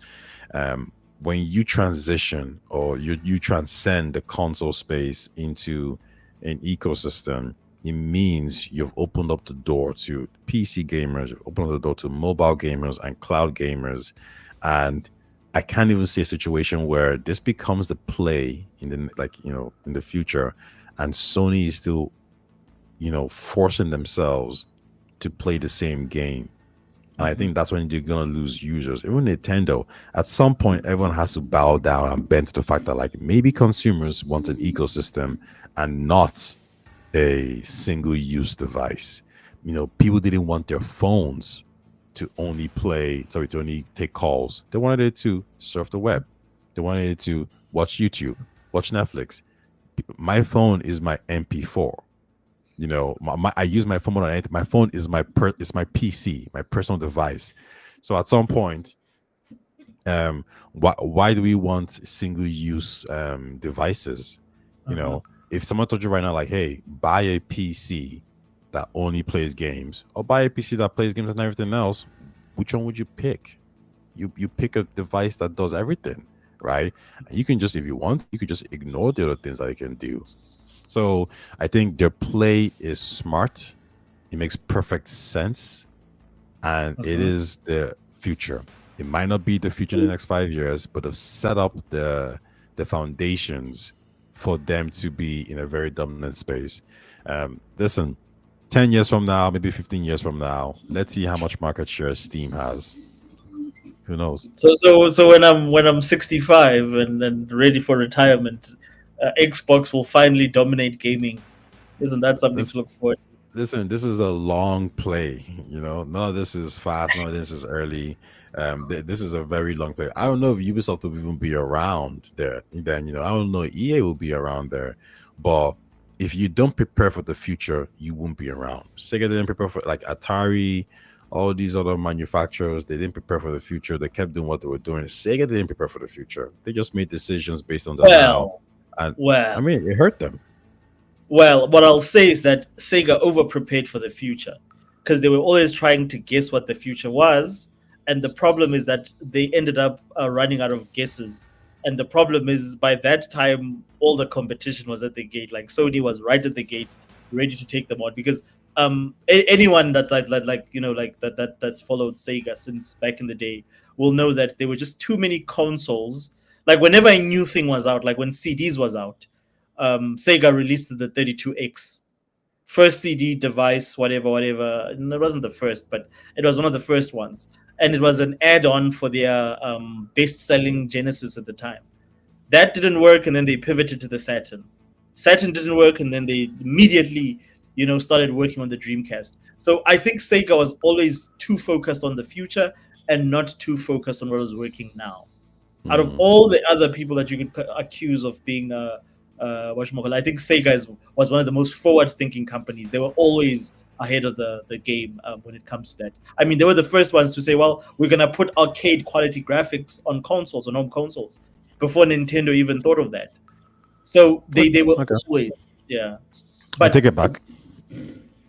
innovation cost them, unlike Nintendo. It cost them because they took chances that the market was not ready for yet. Okay. I take it back. I kind of meant something different. Like when I say future, that I was looking more of like the kind of games that were going that they should have made. Things like the Saturn and screwing over with EA. Like it was Yeah. like they made these decisions that eventually would lead to problems. But that's kind of what I meant. But overall, I mean, like I agree with you. Yeah. So do you see? So you see, my in 2040, you see Microsoft being dominating gaming overall. Um, Actually, let me 2040. ask you this question: do you think Xbox will beat eventually? Do you think Xbox will eventually beat Steam? Because I think that's where the competition is in the West: is Steam versus Xbox. Do you think that in the future Xbox will beat Steam? Um, if they carry on with this trajectory, I don't know about beat. I think they'll take. I think they'll take market. I think they'll become the second biggest platform holder on PC. Beats is maybe too strong of a word, but I think they'll take market share from Steam. Yeah. Okay. All right, I think that's a reasonable take. So, what is the next thing? And we've talked about this a couple of times. What is the next thing in terms of hardware for Xbox? Are they gonna make a next? Do you see them releasing another Series X type console? We don't know what's happening with the handheld. It's pretty much up in the sky. There's talk of a hybrid console. Which way do you see them going and why? I said them. Yeah, I think they're gonna release a Series hybrid console, Series X hybrid console, as opposed to just a device that has nothing. Because why would you? There is no point. That device makes absolutely no sense whatsoever. I mean, the people who like back compat will get it because that's ideal for them because that's what they want. However, for someone like me and for a lot of users out there, the device just becomes a little bit useless. Hmm. Apart from the fact that it's a Game Pass machine, etc., etc. But like at this point, you just kind of you're losing players by attrition. So you need to do something different. There is nothing else that they can do. I mean, you've had back and forth about this, but I just, I'm always going to ask the same question. How is a Series X2 device that has no exclusives going to do better than a Series hybrid device that plays PC game? Like, let me never say PC games because it doesn't matter. I'll just say it plays Steam games. It Okay. plays PlayStation games via Steam and it plays your Xbox games. How is a device that does more than a device that does less going to sell less than the device that does less? And the answer I Um, always get from you is it's just going to sell less. And then I say, well, give me details. Like, give me why. Tell me why. yeah, So like I think to me, this is motivate. go on, go on. So first and foremost is that a device that does more costs substantially more, especially in this economy.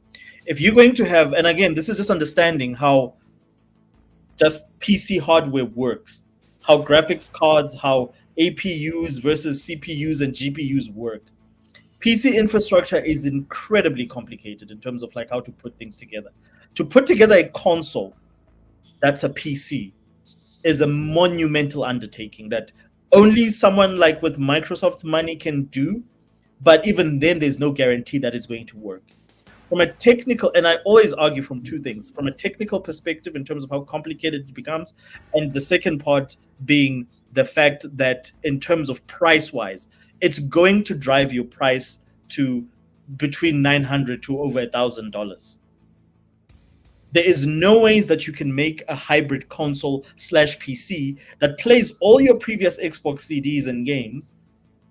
You're not going to be able to do that for a price point of about $499 to $699. It's almost impossible. So the first thing I always say is that the barrier to entry. Wait. Sorry, what price did you say? I said from $499 to $699. To $699. Yeah, it's impossible. Okay. The next PlayStation, I predict the PS6 is probably going to be between $599 and $699. And there's no ways that the next Xbox is going to come close to that. And rumors are already saying that the next Xbox is going to be significantly more powerful. So let's take your hypothesis and say, okay, they're doing a hybrid console. That hybrid console is going to be considerably way more expensive than anything that Sony or Nintendo are offering. Just simply because of how hardware works. And then the next question for me, and the next barrier that I still find hard to wrap my head around, is how are you going to have a system that runs Windows run an Xbox like an Xbox front end, not software, front end, the same way that a Series X does, seamlessly for a very low price? Like, and again, then we get into the OEM discussion makes things even more complicated, because for an OEM to exist, an OEM relies on several different people producing the components. So in other words, if you have an Asus an Asus OEM, the processor is going to be made by AMD, but all the other components need to come from other manufacturers. So it makes that even significantly more complicated and more expensive. So that's the first thing, is that price-wise, it's not going to be competitive. That is why it will sell less than just a dedicated Series X2 console. Second is the fact that aside from it being much more expensive, the technique, I still can't wrap my head around the technicalities as to how are you going to achieve that, and how are you going to deal with all the issues that come with an open platform like Windows. Like, yes, Okay, you so can have, yeah. can I just interject real quick, because I've been trying to always ask this question so much, and AI is always giving me different answers. I was using Grok, and I started to use ChatGPT this time, and I think maybe I might have got the right phrase for it. I said, "Will a hybrid console that plays Xbox and PC games cost more than one that isn't a hybrid console? And how much would it be by?"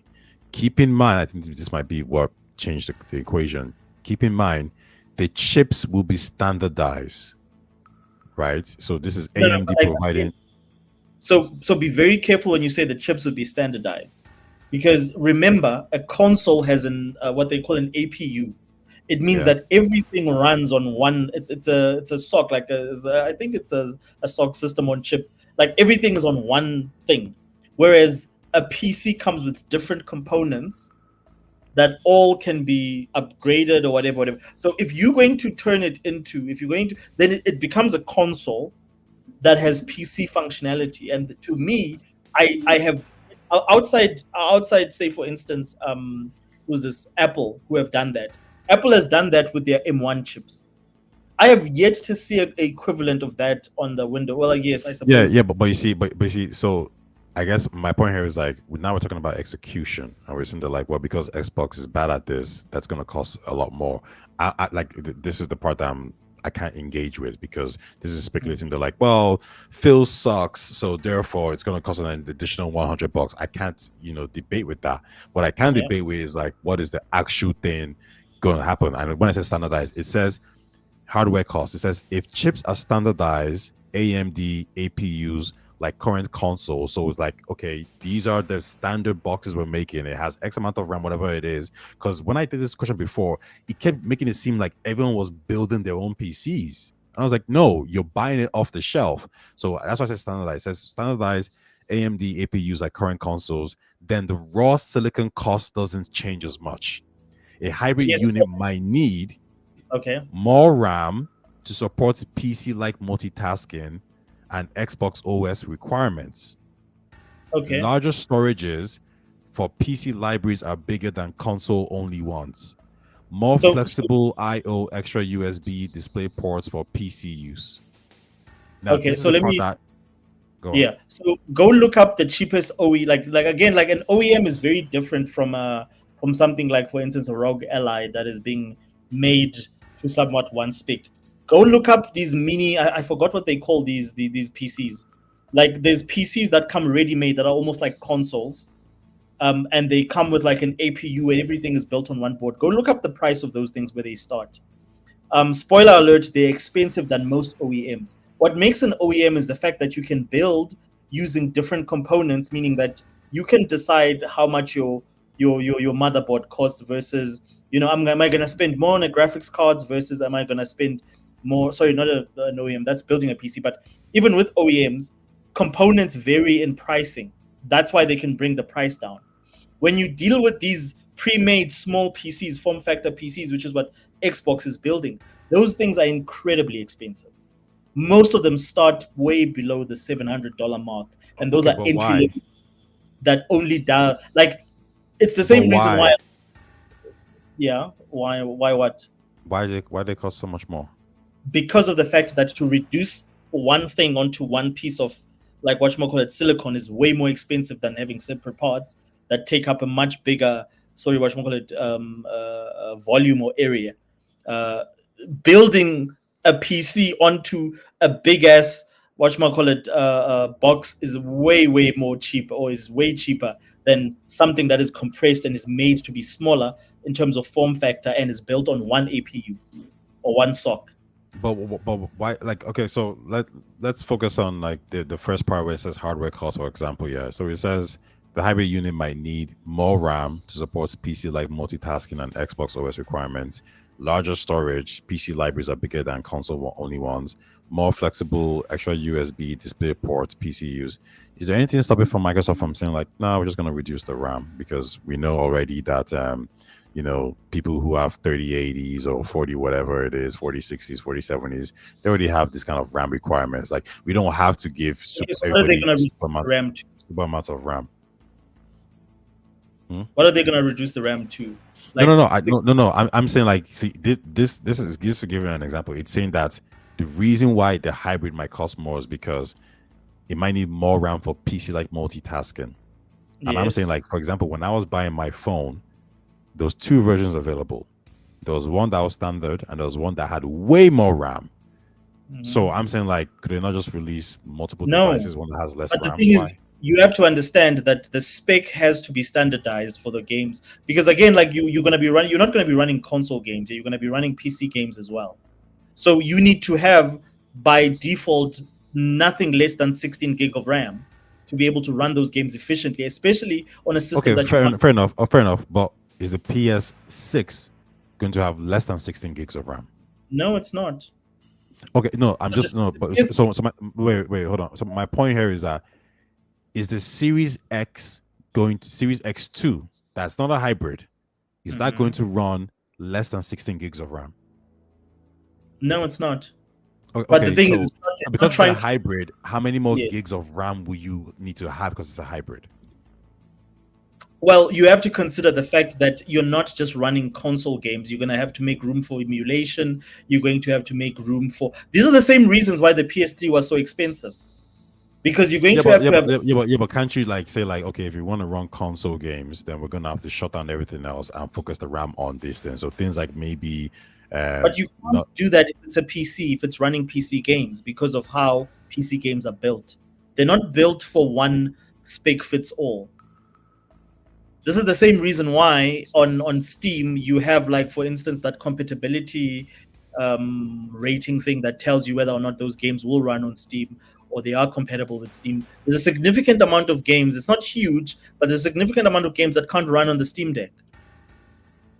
So what I'm saying to you is that PC brings a lot of complications and restrictions on consoles. So Yeah, if but you're saying the reason why game, those games can't run on the Steam Deck is because the Steam Deck itself is also a weaker console, right? and that's what you're going to have to compromise when you, if you're going to make a powerful small form factor console slash hybrid, you're going to have to make compromises. For one, you either future proof it, meaning that you add more RAM. All the problems that the Series S had, you're going to have to then counter those problems and say, okay, cool, we're going to make sure that there's an ample amount of RAM. We're going to have to future proof all these things because of the fact that this is a console that people are going to be investing in. So And essentially, the hybrid version would have to have more RAM. it would have to have a significant amount of technology in it to make sure that, number one, it can play the majority of the games that are out there on PC, because it's not going to have native Xbox versions. It's going to be playing PC versions of the game. Yeah, but So like, okay, yeah, but like to do with the first point, it's gonna because it's gonna have more RAM than the Series X without a hybrid. absolutely, it has to. There's no doubt. So it has to probably have something like 24 gig of RAM to 32 gig of RAM. Yeah, but I think it's in the same right here, like, to support PC like multitasking and Xbox OS requirements. I get the Yes. Xbox OS requirements part of things, but the PC like multitasking part of it, it's a bit more like, man. Like, Well, the thing is, here's what I see. Yeah, it's an Xbox PC, and obviously you can buy a game on it, whatever it is. But if that game says like, no, sorry, the the Xbox hybrid PC is too weak for it, then it's too weak for it. End of story. Then you have to buy a new one. Like, you have to upgrade. okay. I mean, but I don't. But it's like almost saying like, it's like But CD Project that's Red the saying thing like, I'm saying to it's you like is CD that, Project Red saying like, yo, if you want to play Cyberpunk 2, you need to get a 4090, and everyone's like, well, I have a 3070. It's not fair. It's like, no, bro, you need to upgrade. but that's the point. The problem is that then you need to upgrade the whole thing because it's a closed system. It's not going to have upgradable graphics cards. So that means now I spent 799 on this or 899 on this. I'm going to have to spend another 899 to buy the one that runs the game. Like, it's all Fair. these sort of things. And I then think this that's a good argument. That's a good and point. then this is my thing with this, is But that, like, I guess my point whereas is, if Sony you're plays all the games, mind you. but I said Plays if all you're the a console player, you're used to upgrading every 5 to 6 years already. Then what's the problem? Well, I mean, the problem is that some of these games won't work 2 years into the generation, whereas the Yeah, games will still work on yeah, PlayStation but you 5. don't know. You don't know that. I know that because that's how PC hardware. Right now, Nvidia and AMD are releasing 8 GB cards that can't run games like Indiana Jones because there's not enough RAM on those cards. This is the thing Okay. with PC. Like, Oh, okay. PC So you're is saying, so okay. I guess to keep it short, you're saying like they need to future proof it. they don't have a choice. If they're going to make a hybrid console, it has to be able to play everything that's on PC. They don't have a choice if that's the value proposition that they're selling, because on top of that, they're going to do away with games that just work. They'll probably have some Series X support up until a certain degree, but they're not going to make native, and you said this to me as well, that they're not going to make native Xbox versions of the games.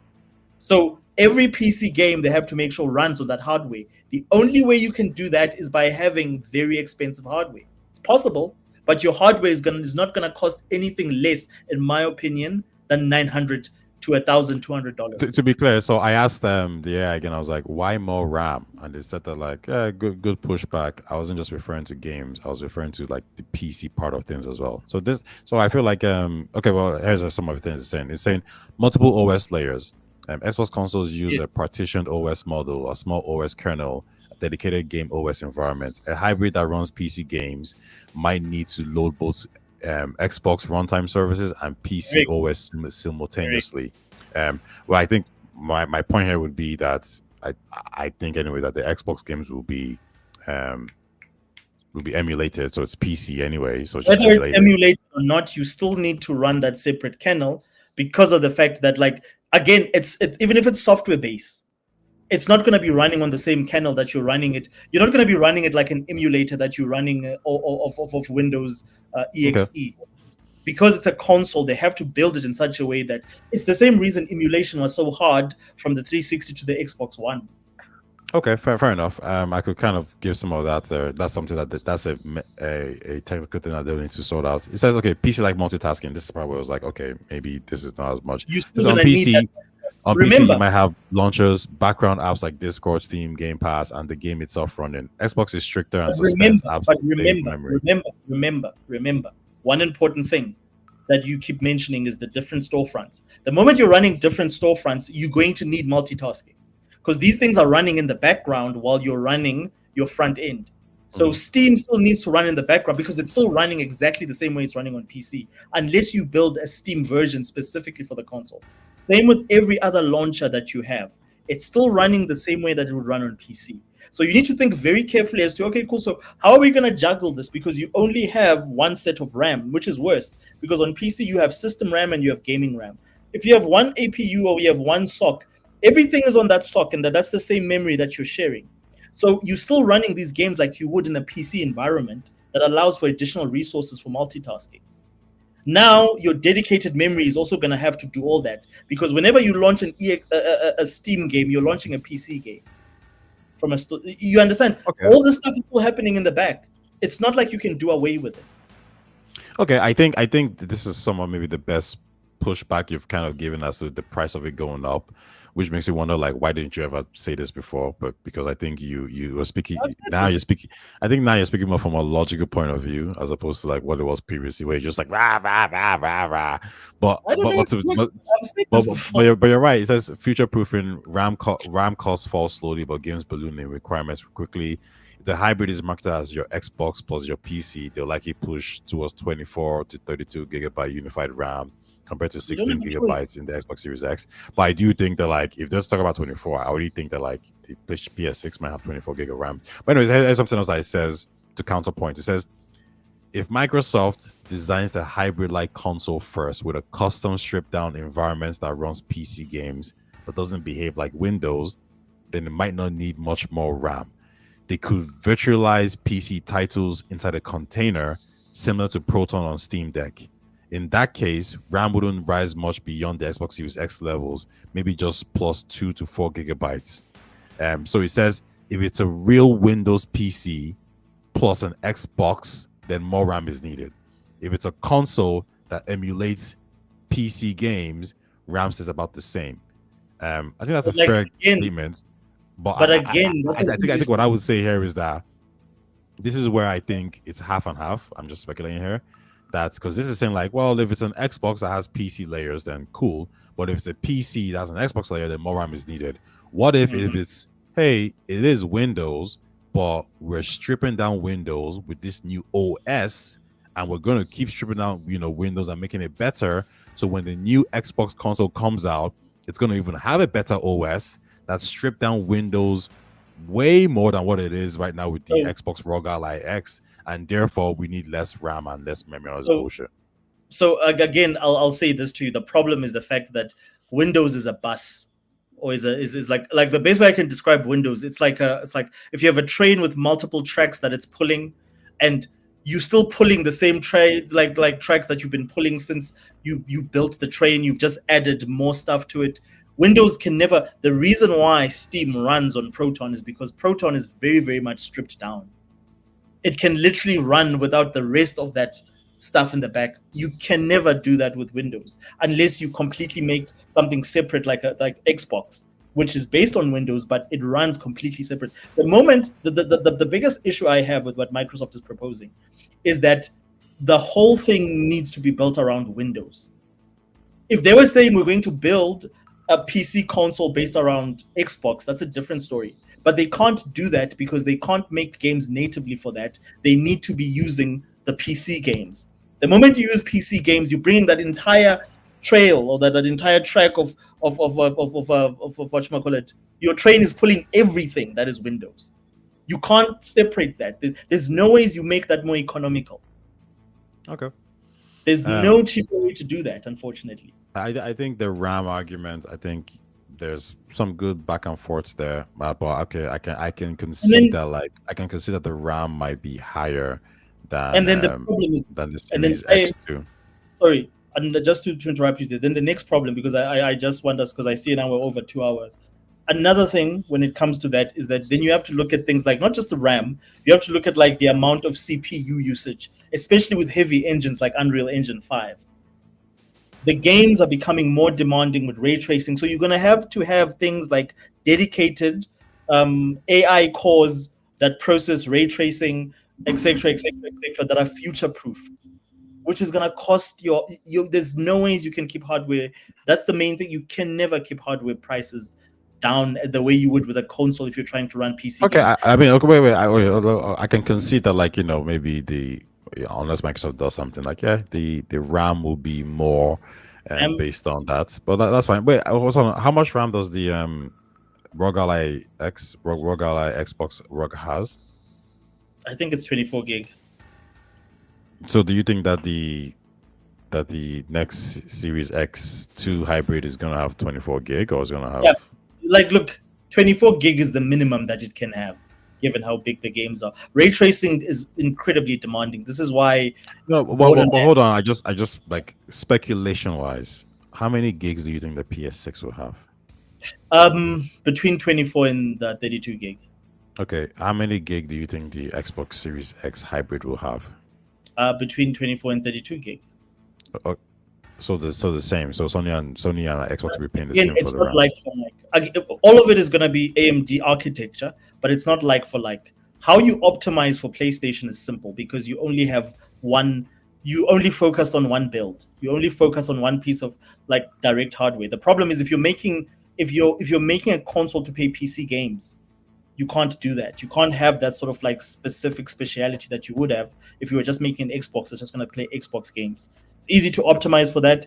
It's So so almost so so so, so yeah. is what you're saying is that, like, if AMD is charging $100 for 24 gigs of RAM to Sony, and they go to Microsoft and say, "Oh, well, because yours is a hybrid, it's not going to be $100 for your 24 gigs of RAM. It's going to be 125." Is that what you're saying? No, I'm saying that those memories will be optimized very differently, and I don't know what trickery Microsoft will put behind to No, no, make no, sure no. that Remember, we're talking about cost here. RAM I'm is not saying that. equal. It's not going to work. RAM is only as effective as the rest of the other components. Yeah, Like the good example of okay. this is yeah. No, I get you kind of, but remember, I'm focusing on cost. I'm not focusing on like how they're I'm talking developing especially it about or what they're doing. I'm just talking about cost. I'm saying, like, if AMD is saying 24 gigs of RAM costs $100, are they going to tell Microsoft that, like, well, yours is a PC hybrid, so 24 gigs of no, RAM is 150 no, bucks? it's not the same thing. Like if you have a hybrid, like again, like let me put it like this: if Sony has a PlayStation and it has 24 gig of RAM, that 24 gig of RAM is going to be able to run everything. If Xbox has 24 gig of RAM, because of this amount, like they have to have either very different, like the CPU has to be very very different in the way that it's structured because of the fact that it has to do a different amount of calculations. It's not just going to be running the home page; it also has to run PC apps.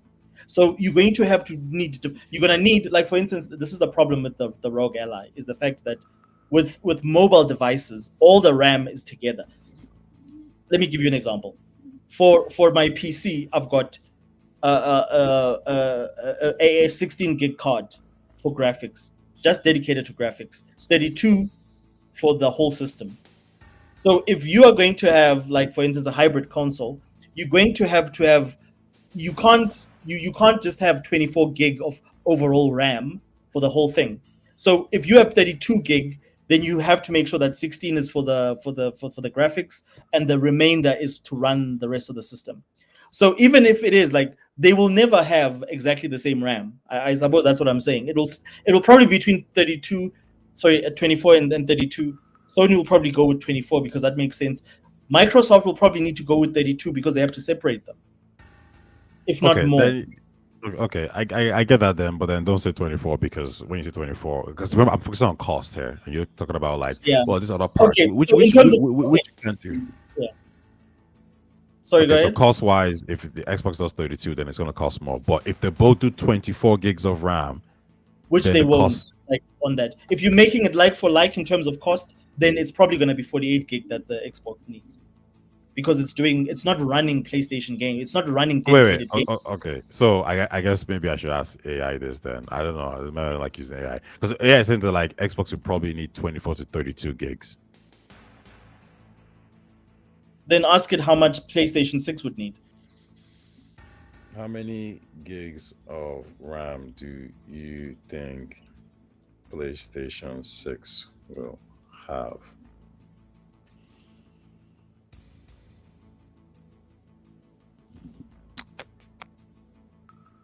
It says the PS6 will likely have, following the trend, 32 gigs of unified GDDR7 is the most likely.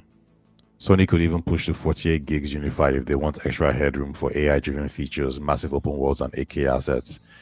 And it says baseline 32 gigs of RAM, high end 48 gigs of RAM. So it's saying that, like, yeah, so Xbox are going to go for the same Okay, amount so of now RAM. say like if can Microsoft afford to have the same amount of gigs if they're having a hybrid console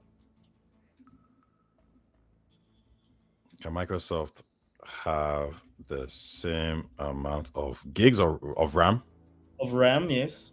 than If, Sony if Xbox is having a hybrid console?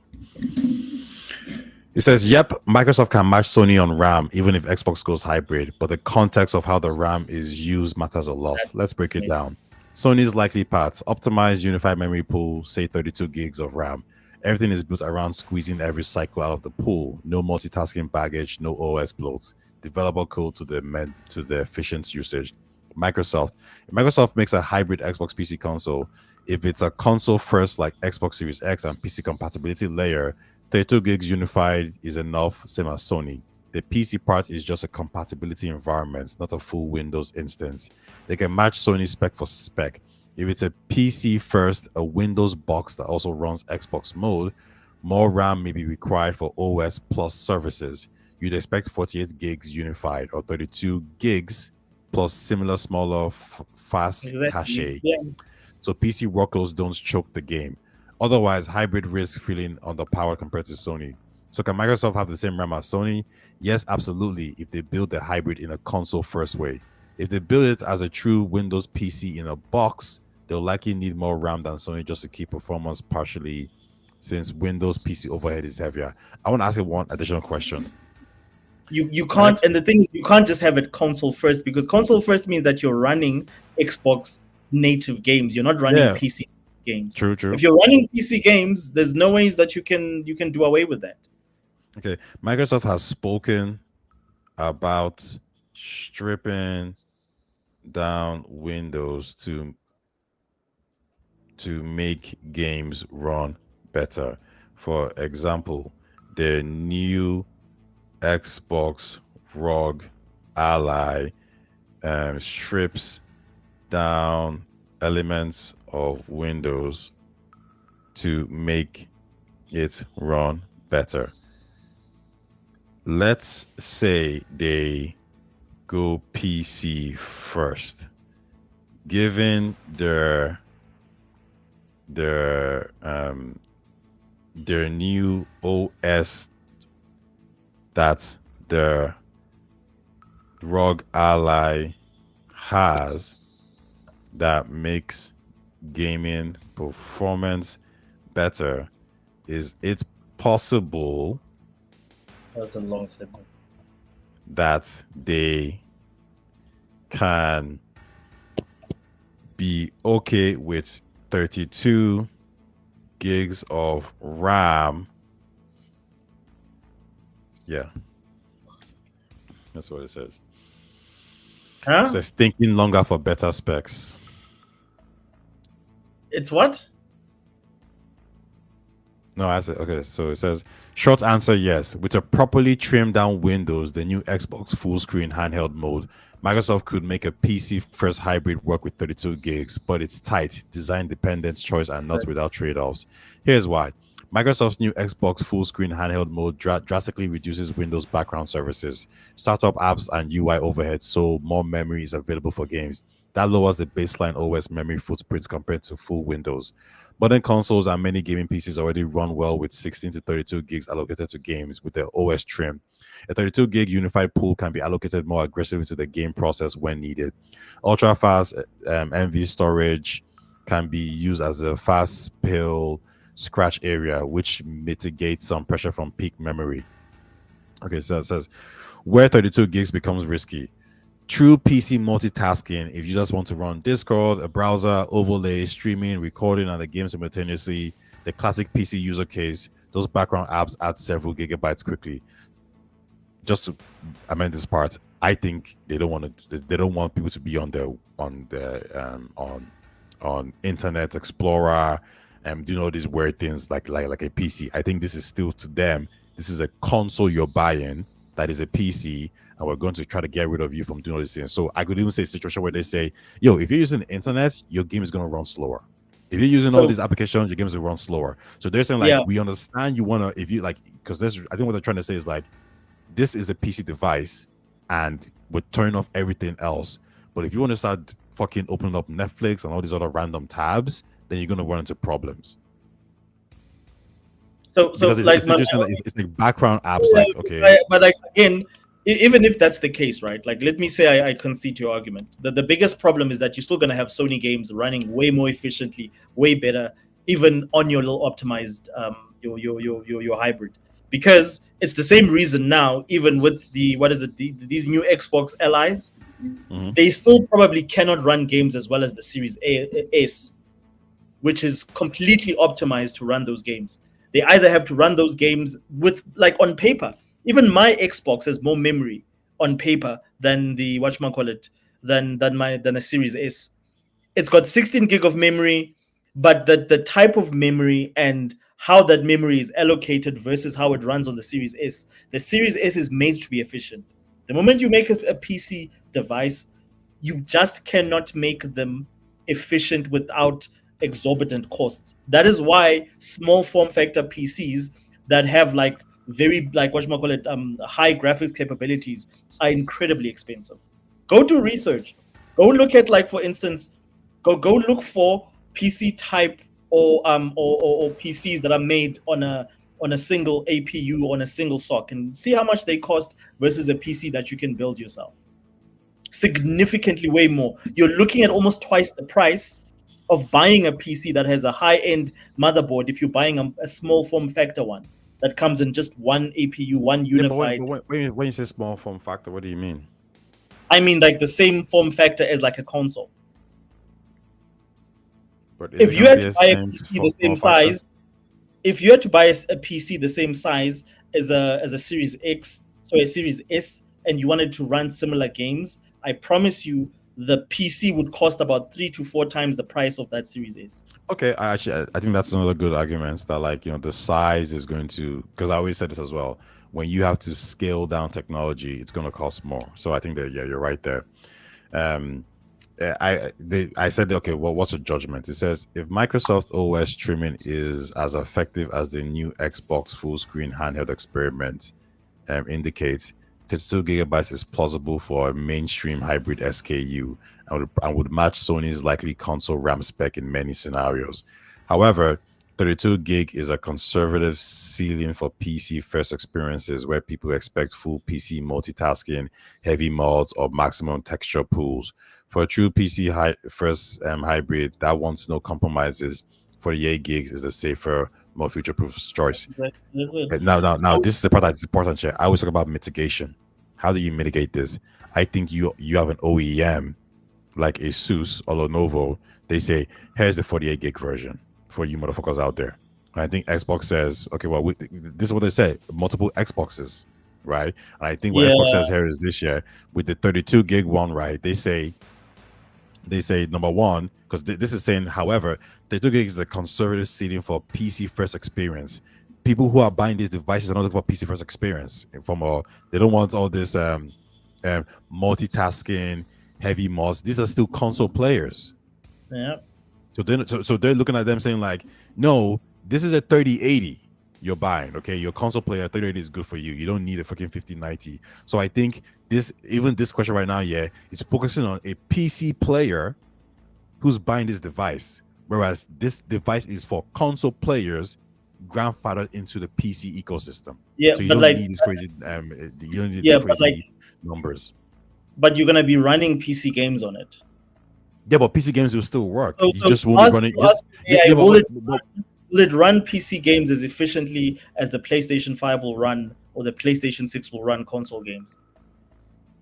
will it run? Say again.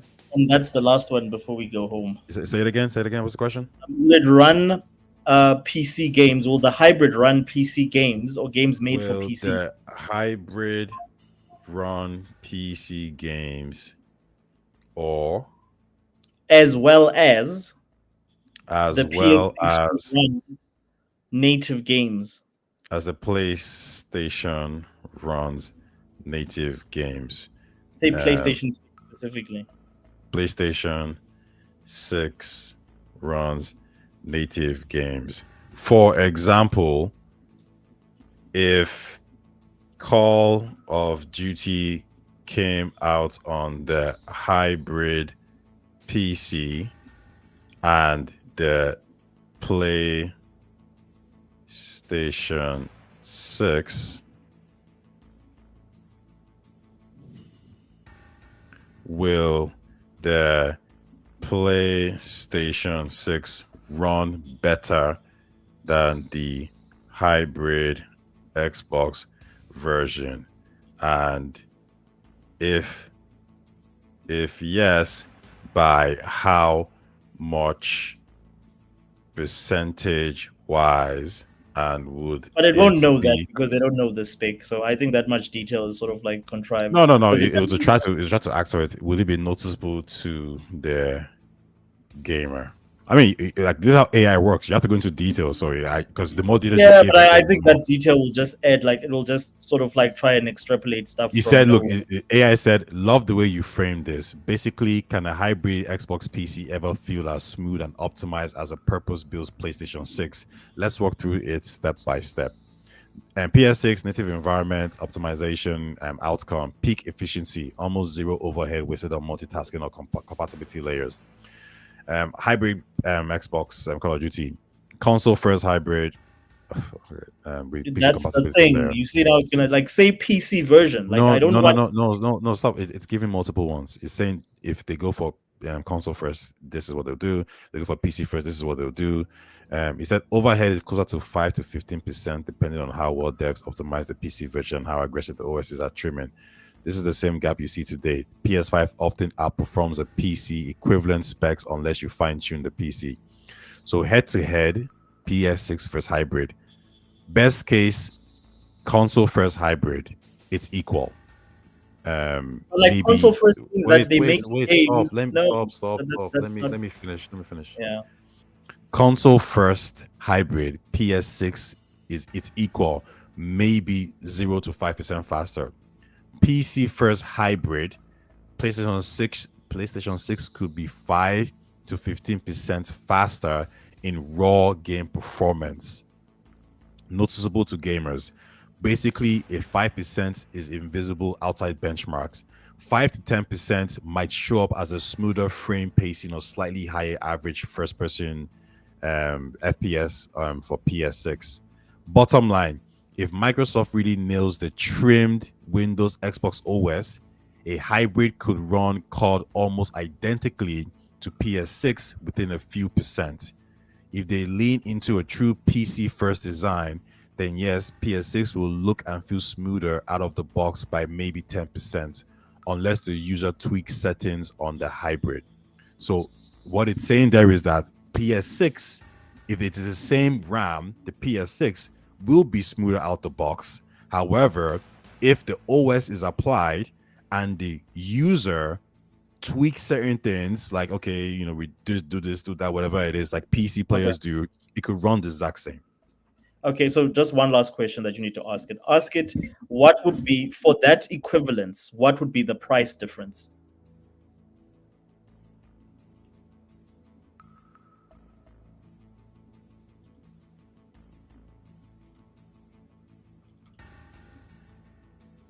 Like, what do you mean equivalent? What would be the price for that equivalence? Like for that equivalence in terms of performance, what would be the price difference between the two? Like, are you sure he knows what that means? Well, ask it like this. For you to get the same performance on the PS6 as on the PC hybrid, what would those in terms of price, would that PS with the PS6 that's just a console cost, or what would it cost compared to the hybrid For console? you to get the same performance of the PS6 and for the PS6, what what would be the price? What would be the price? Would it be the same? For example, if the if for example if the PS6 cost $700, no euros, and it runs COD at this level, how much would the hybrid cost to run the game at the same level of the PS6? Would it be more or less or the same? Perfect. You're asking a real question. If the PS6 equals 700 and runs COD optimally, how much would a hybrid Xbox PC need to cost to match that level of performance? Why the PS6 can be so cost efficient? Blah, blah, blah, the price gap. Okay, let's. If the PS6 runs COD perfectly at 700, a hybrid Xbox PC would probably need to cost 800 to 900 to deliver the same level of performance, depending on whether it's console first or PC first. Wait, hold on. Want me to also flip it around and show what happens if Microsoft priced the hybrid at 700 anyway? Oh, wait, hold on. Let me see this. The price gap. If we get the PS6 at 700 baseline, a hybrid console first OS to match the PS6 performance and cloud, hardware cost is roughly the same, but Microsoft may price it at 750 or 800 because of higher BOM and positioning. Do you know what BOM is? No. Hybrid PC and PC first OS to offset Windows overhead and reach parity in COD. The hybrid likely needs to slightly be stronger, faster GPU clocks, or more RAM. That adds 850 to 900. Okay, wait, let me ask you that question. So Ty, I think this is a great conversation, and I think we can continue this conversation. You're such a bitch. Because again, like it just proves my point. It just proves my point that like you gotta. No, I get it, but I'm asking why. Like this is part of what I was like, okay, but why specifically would it cost 850 to 900? That's such an obvious question to anyone that plays PC, because you don't like what the PlayStation does for you at that price point. It's nearly impossible to build a PC at the same price point, and this is now using like relatively cost-effective components. It's the same reason why there's so many channels. Go look this up. Trying to build a PC the same at the equivalent price as a Series S that plays games at the level of a Series S. No, but I think you missed my point. I'm not disputing that it's going to cost more. My dispute was always how much more. And when I ask how much more, you don't tell me how much more. You just said 200 No, more. because Like, we can't know what we don't know. Like how can we know? Oh, it says BOM and bill of materials. BOM is basically the cost to physically make the hardware. Everything on the motherboard, the CPU, GPU, chip, RAM, SSD, cooling ports, case. If you standardize chips like AMD and APUs and use similar RAM storage to PS6, the raw BOM isn't hugely different. Okay. So extra features for a hybrid. Flexibility, IO, slightly more RAM, maybe beefier cooling solution could add 50 to $100.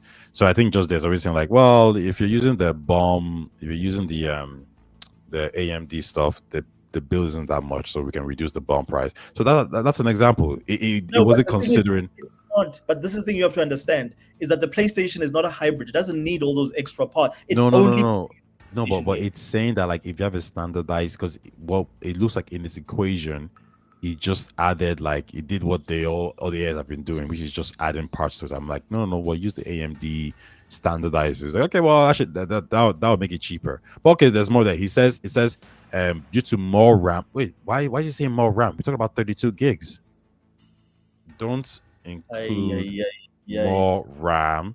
But We why would were you talking have to add more RAM? That's what it's doing. It's telling you that it can't no, run. because we just no, but we just preface the whole discussion on if it had the same gigs. Now it's saying like, well, no, I'm going to include it to 40 something RAM. I was like, Because it why? has to, because that's the No, but only he way. said it didn't have to. He literally said it was 32.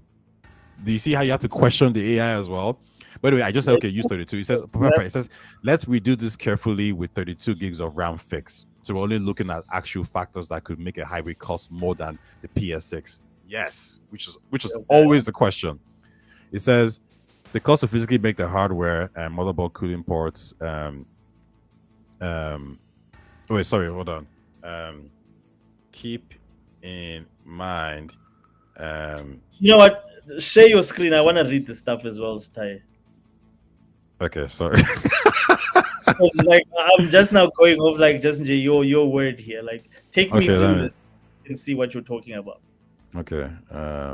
Tab. Oh, window. Entire screen.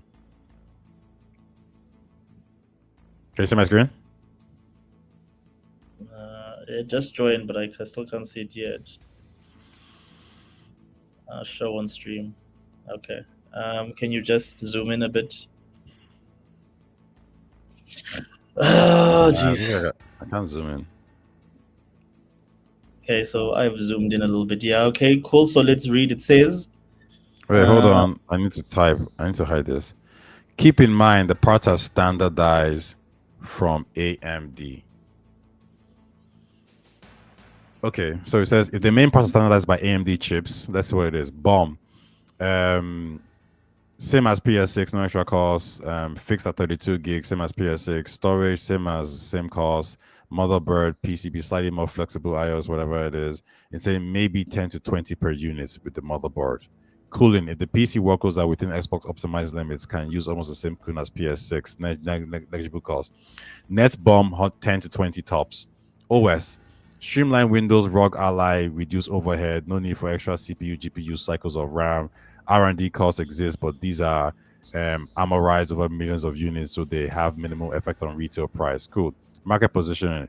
Microsoft could price the hybrid slightly higher, 20 to $50, if they market it as Xbox PC, even if BOM is nearly identical.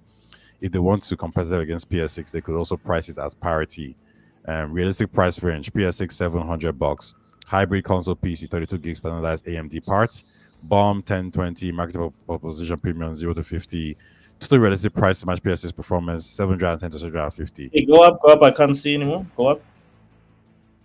No, no, go down like in like so I can see the rest of the stuff that you're reading currently at the bottom. This? Yeah. Can you not see Is it? that all? That's it. But like it's not giving like a price difference here. So Yeah, like just ask it did. what would It be said it said realistic just, price range to PS6 performance ask it 710 to 750. just ask it a simple question. What would be the difference between a hybrid console that plays PC games versus a dedicated PlayStation 6 console that plays just PlayStation 6 games? But why? That's such a vague standard question. We're literally giving the Just AI ask it that the question. Just ask it that question. like I don't know why we've you're given trying to it avoid. Ask it that we've question. given it details and you're asking for a standard answer. No, because the The AI problem is is literally saying, like, hold on, whenever I ask the AI a question, it's literally saying perfect. That actually simplifies things a lot. Oh, that's a no. good question. AI, Let's dive deeper. ask it the direct question. How much would it cost if you were if it was a PS6 that just plays PlayStation 6 and backwards compatibility PlayStation games versus if it's an Xbox that is a hybrid that plays Xbox games and PC games? Oshos, that's such a plain answer. Like it's such a plain like But like, why are you you running literally away from it? It's so no plain. no Just ask, but no okay I'll ask it but just ask it. but I'm not asking for a second yet but just real Yes. quick notice how we went for intricate details talking about RAM and parts and details. And you've said, Yes. well, I don't like the answer that it's giving me from a detailed perspective. So I'm going to make it so standard that it's going to be even more vague. and therefore Because I the know I'm going to problem get the with your answer. because can I tell you what the issue is with with AI and when you give it too much detail, is that it then like a lot of the time it assumes that you're comparing like for like. Also, So I'm asking we again. walk You through it say together. Okay, game okay, I'll stop. give it. I'll First give it. of all, What would be the let me just. difference between? What would be the difference between? What was it?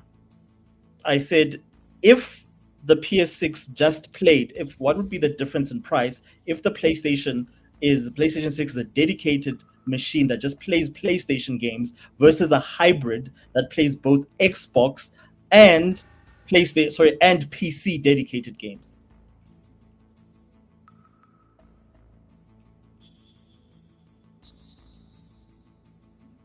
I mean, again, you're not asking it a different question. It's I just want No, no, clarity. no, Like no. you It say, is. It is. No, because the question was why? never is the Xbox PC going to cost more. My question was always No, but I just how want to know that. much more.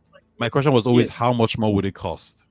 exactly. Like, look. So let's see what it says. Because how is that different then? Like, how is that question like Yeah, but really like like? notice how when we asked this question, it didn't consider the fact that like it's AMD and parts using that standardized parts. It didn't consider for like Yes, but Xbox like, is don't using. forget, like when you Hold say on, it didn't consider standardized, that Xbox is you mean using it didn't consider that Xbox is using a new stripped down OS. you So it's know, like, oh, like actually, with all these extra parts, yeah, it'll be cheaper. But now you're making me go back into this vague yeah, standard. I mean, like, because of yeah, the fact that like this is when you say crazy. standardized, just a second, when you say standardized, the architecture might be made by AMD, but it's not exactly the same like for like. If the PS6 is PlayStation a dedicated machine that just plays PlayStation games, and the Xbox is a PC hybrid plays that both Xbox plays and both Xbox and PC. Yeah, games. Yes, it shouldn't be yeah, that different. I mean, like it's the same question. I yeah. just wanted to give me No, the no, it is answer. different. But go on. Let's see. Finish it. Finish the question. If the PS is a dedicated machine that just plays PlayStation games and the Xbox is a hybrid PC that plays both Xbox and PC games, yes, that's it. Like, I mean, that's not a very difficult question.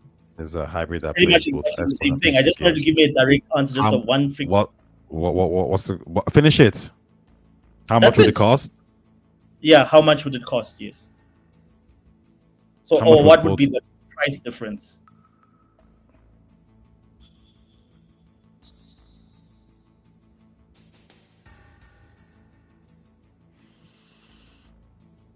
I'm gonna put both companies are selling at cost, not profits. So that's No, better. just put it like this. Why? Like, Because it's not gonna. Because you don't understand what it did before was when I said this question. It said, because well, because okay, it's fine, okay, PC. fine. I've got a Wait, let better me question. finish. Let me Okay, finish. Let me let me finish. ask you a better question. Let me Let me. put a better question in there. Oh my How god. much would the difference be if the hybrid was an OEM made by Asus? Well, hold on. Let me just ask this question you're talking about first. The reason why, let me just be clear. The reason why I wanted to put at cost is because it was whenever I asked this kind of question, it kept on saying like, well, no, Xbox is going to make a profit from the consoles. I was like, well, why? Who knows this? Who said they're going to make a profit from the console? He's like, well, I think they will because because Steam's on their store, so they might want to use that as a selling factor to make more of a profit. And I was like, yeah, but that's speculation. So that's what I'm saying, selling at cost. I want to know how much the actual device is Okay, to make per unit. they're selling at cost. It's fine. Like I don't know if you know how AI works really, but like you have to give it as much information as possible so it gives you like the best possible answer. No one asks a random question. But like Um, again, like when you give it specifics, then it focuses on those specifics. That's the problem. It doesn't. no, but my specifics are vague enough. Let's Okay. presume All right. Cool. each device is sold at cost. I mean, okay, but just tell me this, yeah. Do you object to this statement and why? No, go ahead. Okay, cool. Perfect. Now we're talking purely hardware engineering cost of production with no profit margin and considering. See, no profit margin. PS6 dedicated console optimized, blah, blah, blah. BOM, materials, software, total cost comparison. PS6 dedicated 700, Xbox hybrid 720 to 735. Are you happy?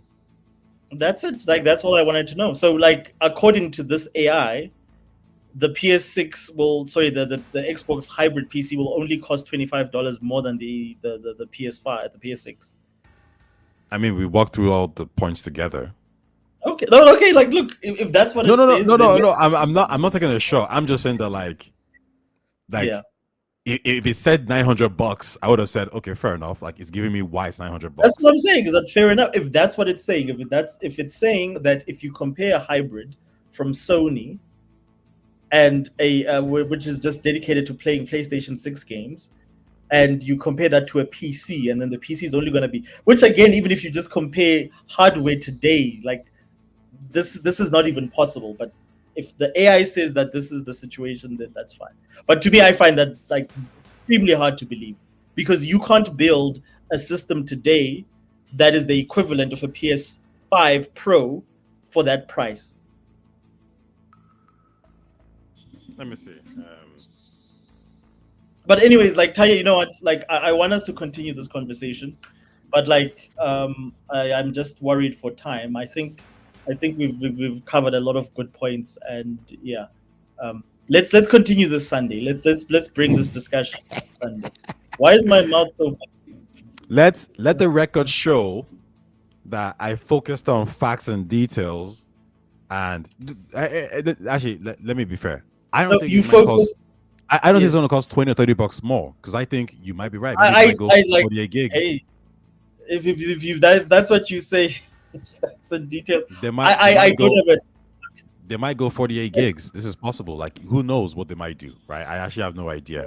But my point is like, whenever somebody tells me it's going to cost way more, I'm like, oh really? How much more?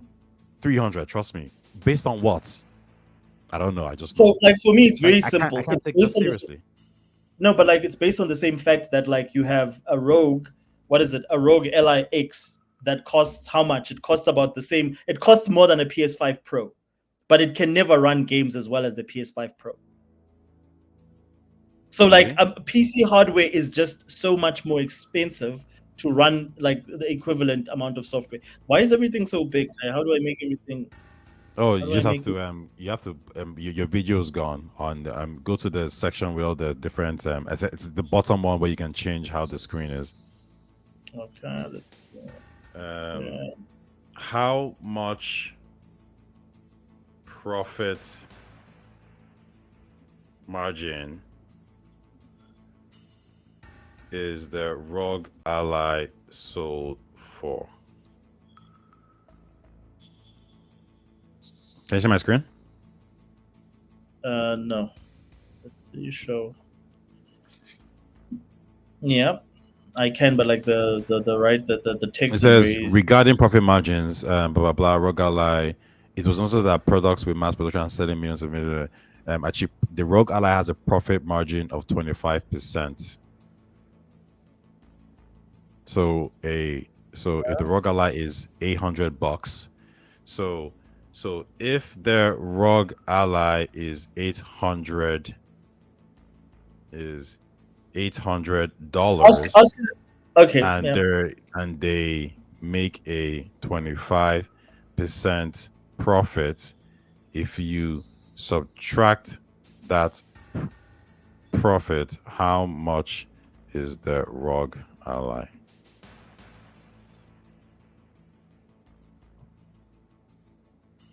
So 25%. So basically $200. So ROG is making $200 off every device sold. Yeah, but like okay, but like my that's not my point. My point is the hardware is way more expensive to run games poorer than a PS Pro. Pro. Okay. Yes, PS5 Why Pro. Like PS5 Pro is like 799, and this is like 899 for does the the Li. PS5 Pro run games better than the which one? The ROG Ally X? The Rogue LIX. Yeah, Or ROG the Ally Rogue X? Xbox LIX. You need to say Li. That's the wrong one. It's gonna definitely say no. Oh, okay. Let me go again. Does the PS5 Pro run games better? I mean, but we haven't. The Xbox Ally hasn't been released though. The LIS, yeah, the Xbox LIX, like there's games that run on it already. Or you can compare this, which has way more memory and way more better spec. The LIX is better than the normal PlayStation, but you can do that as well. So actually, does the PS5 Pro run better games than the Ally X or the Xbox Ally No, X? say does the PS5 run games better, or does the Rogue Ally X, which is the one that's out, run games better than the normal PS5? And this already costs about $200 more than the normal PS5. Okay. Does a ROG Ally X run games better than the standard PS5? When comparing blah blah, I'm just gonna skip to the conclusion.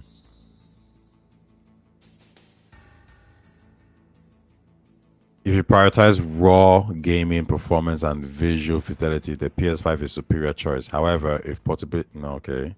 So it's saying the You see what I PS5 mean runs it by better. like, you know, The PS5 runs it better. PS5 price are properly $500. The PS5 offers high-end gaming performance. ROG Ally X is priced around $799, reflecting its that's advanced features and portability. Um, that's that's why always been my does the ROG Ally X cost more money than the PS5? Yet the PS5 runs games better because you just want to leave it there. Like, but why? The question is always why. You never. I don't think you no, ask because why again, like enough. the thing is, if you wanna like that's the point. Like that's why I'm saying to you that like let's have this conversation Sunday where we can dig into the why. Otherwise, we're gonna just keep going in circles with this like with this. The ROG Ally X costs more because it's portable, versatile, and PC in a handheld. The PS5 runs games better because it's a dedicated hardware optimized for PlayStation That's games it. That's always been my with argument. no portability or general purpose overhead. Paying more doesn't always mean better. In this Okay, case, you're so paying for flexibility and portability, so just not like raw ask it power. one last question. How much would it cost to build a PC that's the equivalent of a PS Pro?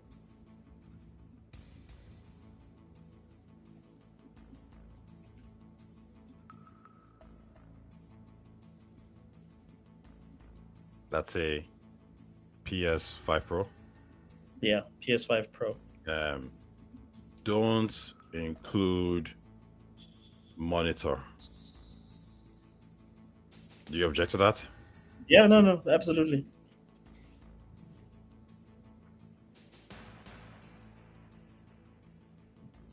This is what I hate about ROG. Like, Grog just has to go into the minutia of like God just damn, $1,600.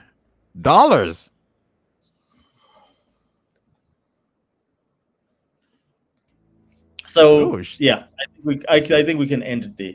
That's all that I've been trying to say is that you're such a bitch. hi, I think we can it's end always it a there. pleasure, my man. I think you made the show today. Uh, this would have not been possible without you. Like, how do I get this? Okay, can you stop sharing? Let me hide. Let me hide this because, like, I hate to see my face. Like, I prefer like the small little thing in the side here. Um, I want to take us. There we go. There we go. The all right. But my screen thingy. Oh, there we go.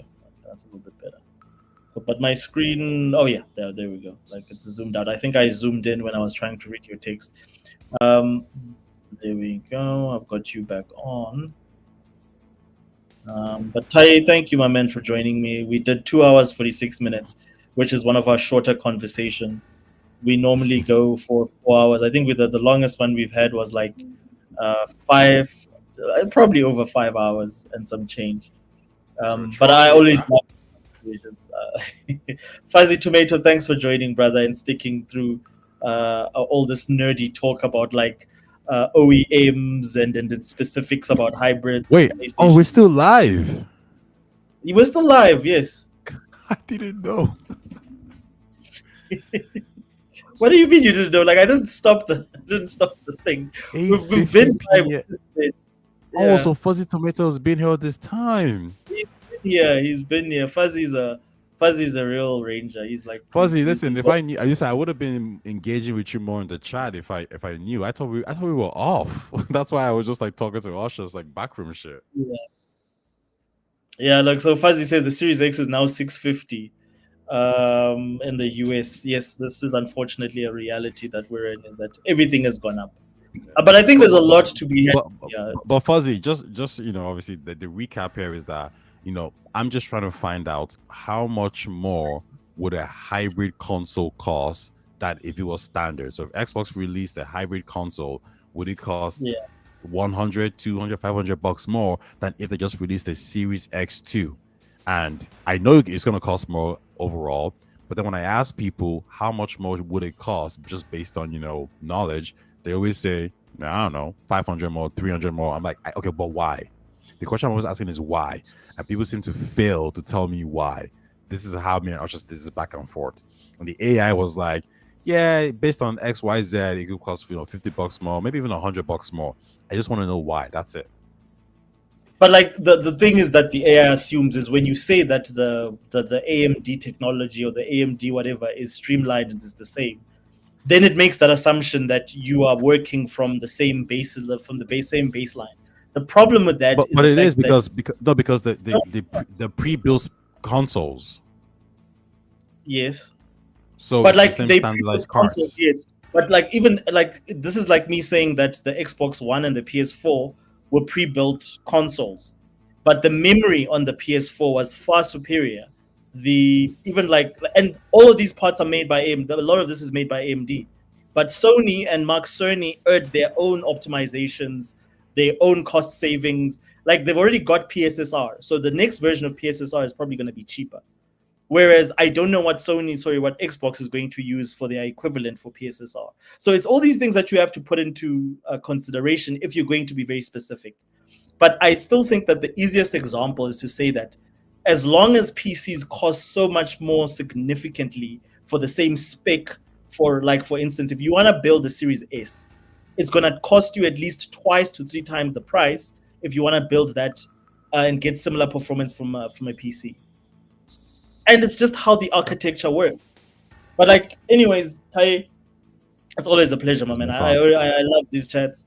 I really enjoy these, and thank you guys for making. This was my first actual full-on, stream, and like you guys showed up, and you made it special. Fuzzy Tomato, you're a champ, bro. Like, if you ever need me to pop into your stream or whatever, just give me a holla. I'll be there with bells on. Vincent Vega, thanks for joining. Who else was here? Cassie, always like please, looking forward to seeing you more in the future. Uh, Always awesome to have you. Who else? Yeah, and I think that's pretty much everyone that was here, and a couple of other people that didn't. And I'm sure a friend of mine, good friend of mine, Jeremy J Master. Thank you for dropping by. Really, this was awesome. It was fun. And yeah, like Tai, I don't know when you're going to be available again, but I think we should continue this conversation. I'll Just do something. focusing on the whole OEM, not OEM, sorry, the hybrid versus the standard console. I think that will make for a great chat. Tai, I know, like, and I'll even plug your stuff. Like, Tai makes some of the best videos I've seen in terms of quality wise on YouTube. Please go check out his channel. Tai, please plug your stuff, brother. Tayetalks, Tayetalks, and that's about it. There's no new content at the moment, but hey, like I said, if you like Mass Effect, old videos, some theories, it's all up there on the channel. It's still up there, so go check it out. Lots of backward, like lots of stuff in his back library, like that's very, especially if like me you're a Mass Effect fan and you really want to dive deep into things like the endings, into things like I don't know if you talk about the indoctrination theory in your in any of your videos. I don't think I've seen one where you on that, but like you've got a variety of stuff on Mass Effect.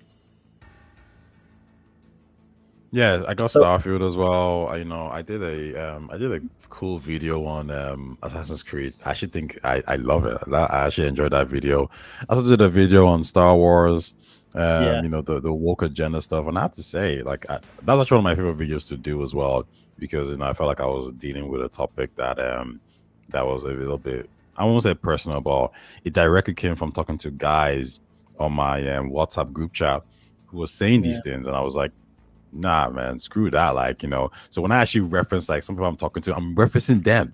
The video is actually made because of those guys, and one of them refused to watch it because it's like, I feel like you're gonna attack me, so I'm not even gonna watch it. And he said that like you're gonna skew the people's opinions because you have a nice voice and you have good editing, so everyone's just gonna think that you're right. So fuck you. Um, my other friend, he actually watched it though, and he said like, yeah, like you make good points there, and like like yeah, you're right. I need to focus more on the quality of the product as opposed to what the race of the characters or the gender is. And you're right, I am a bit biased because I seem to like I love Andor, but Andor is, as you said, woke. He's like he's always like, I never knew Andor was actually woke until you pointed it out. Like Endo's not everybody's actually woke. very diverse. Well, no, diversity. It's what? Diverse. Oh yeah, yeah, but it's not like for me. Woke is like the acolyte. Like the acolyte can't beat the charges that it's woke. Andor is a sophisticated show with, a But lot of like. the acolyte isn't woke either. It's the same as Andor. I, But but again, anyways, if I ask you like what makes it woke, you couldn't that's really it. tell me That's it. something. That's it. That's a different We can have discussion. Yeah, that's a we can have an entire podcast on that, comparing Ando versus the Alkalite. I think that makes for a nice renegade versus Paragon argument. I'll gladly be renegade and say that it's woke, and then you can try and defend it. I think like let's do that. But I think the next one that I want to for us to do is just to break down this whole hybrid versus the single skew thing. I don't know if you're available, Ty, but if you're around, I'll definitely set aside some time on Sunday. If not, that's fine as well. I'll just check in and check out with the guys. But thank you everyone for joining us, and looking forward to seeing you in more of these. And yeah, I'm just pleasantly surprised that people actually showed up. Guys, thank you for joining. And yeah, I will see you Sunday. Cheers, everyone.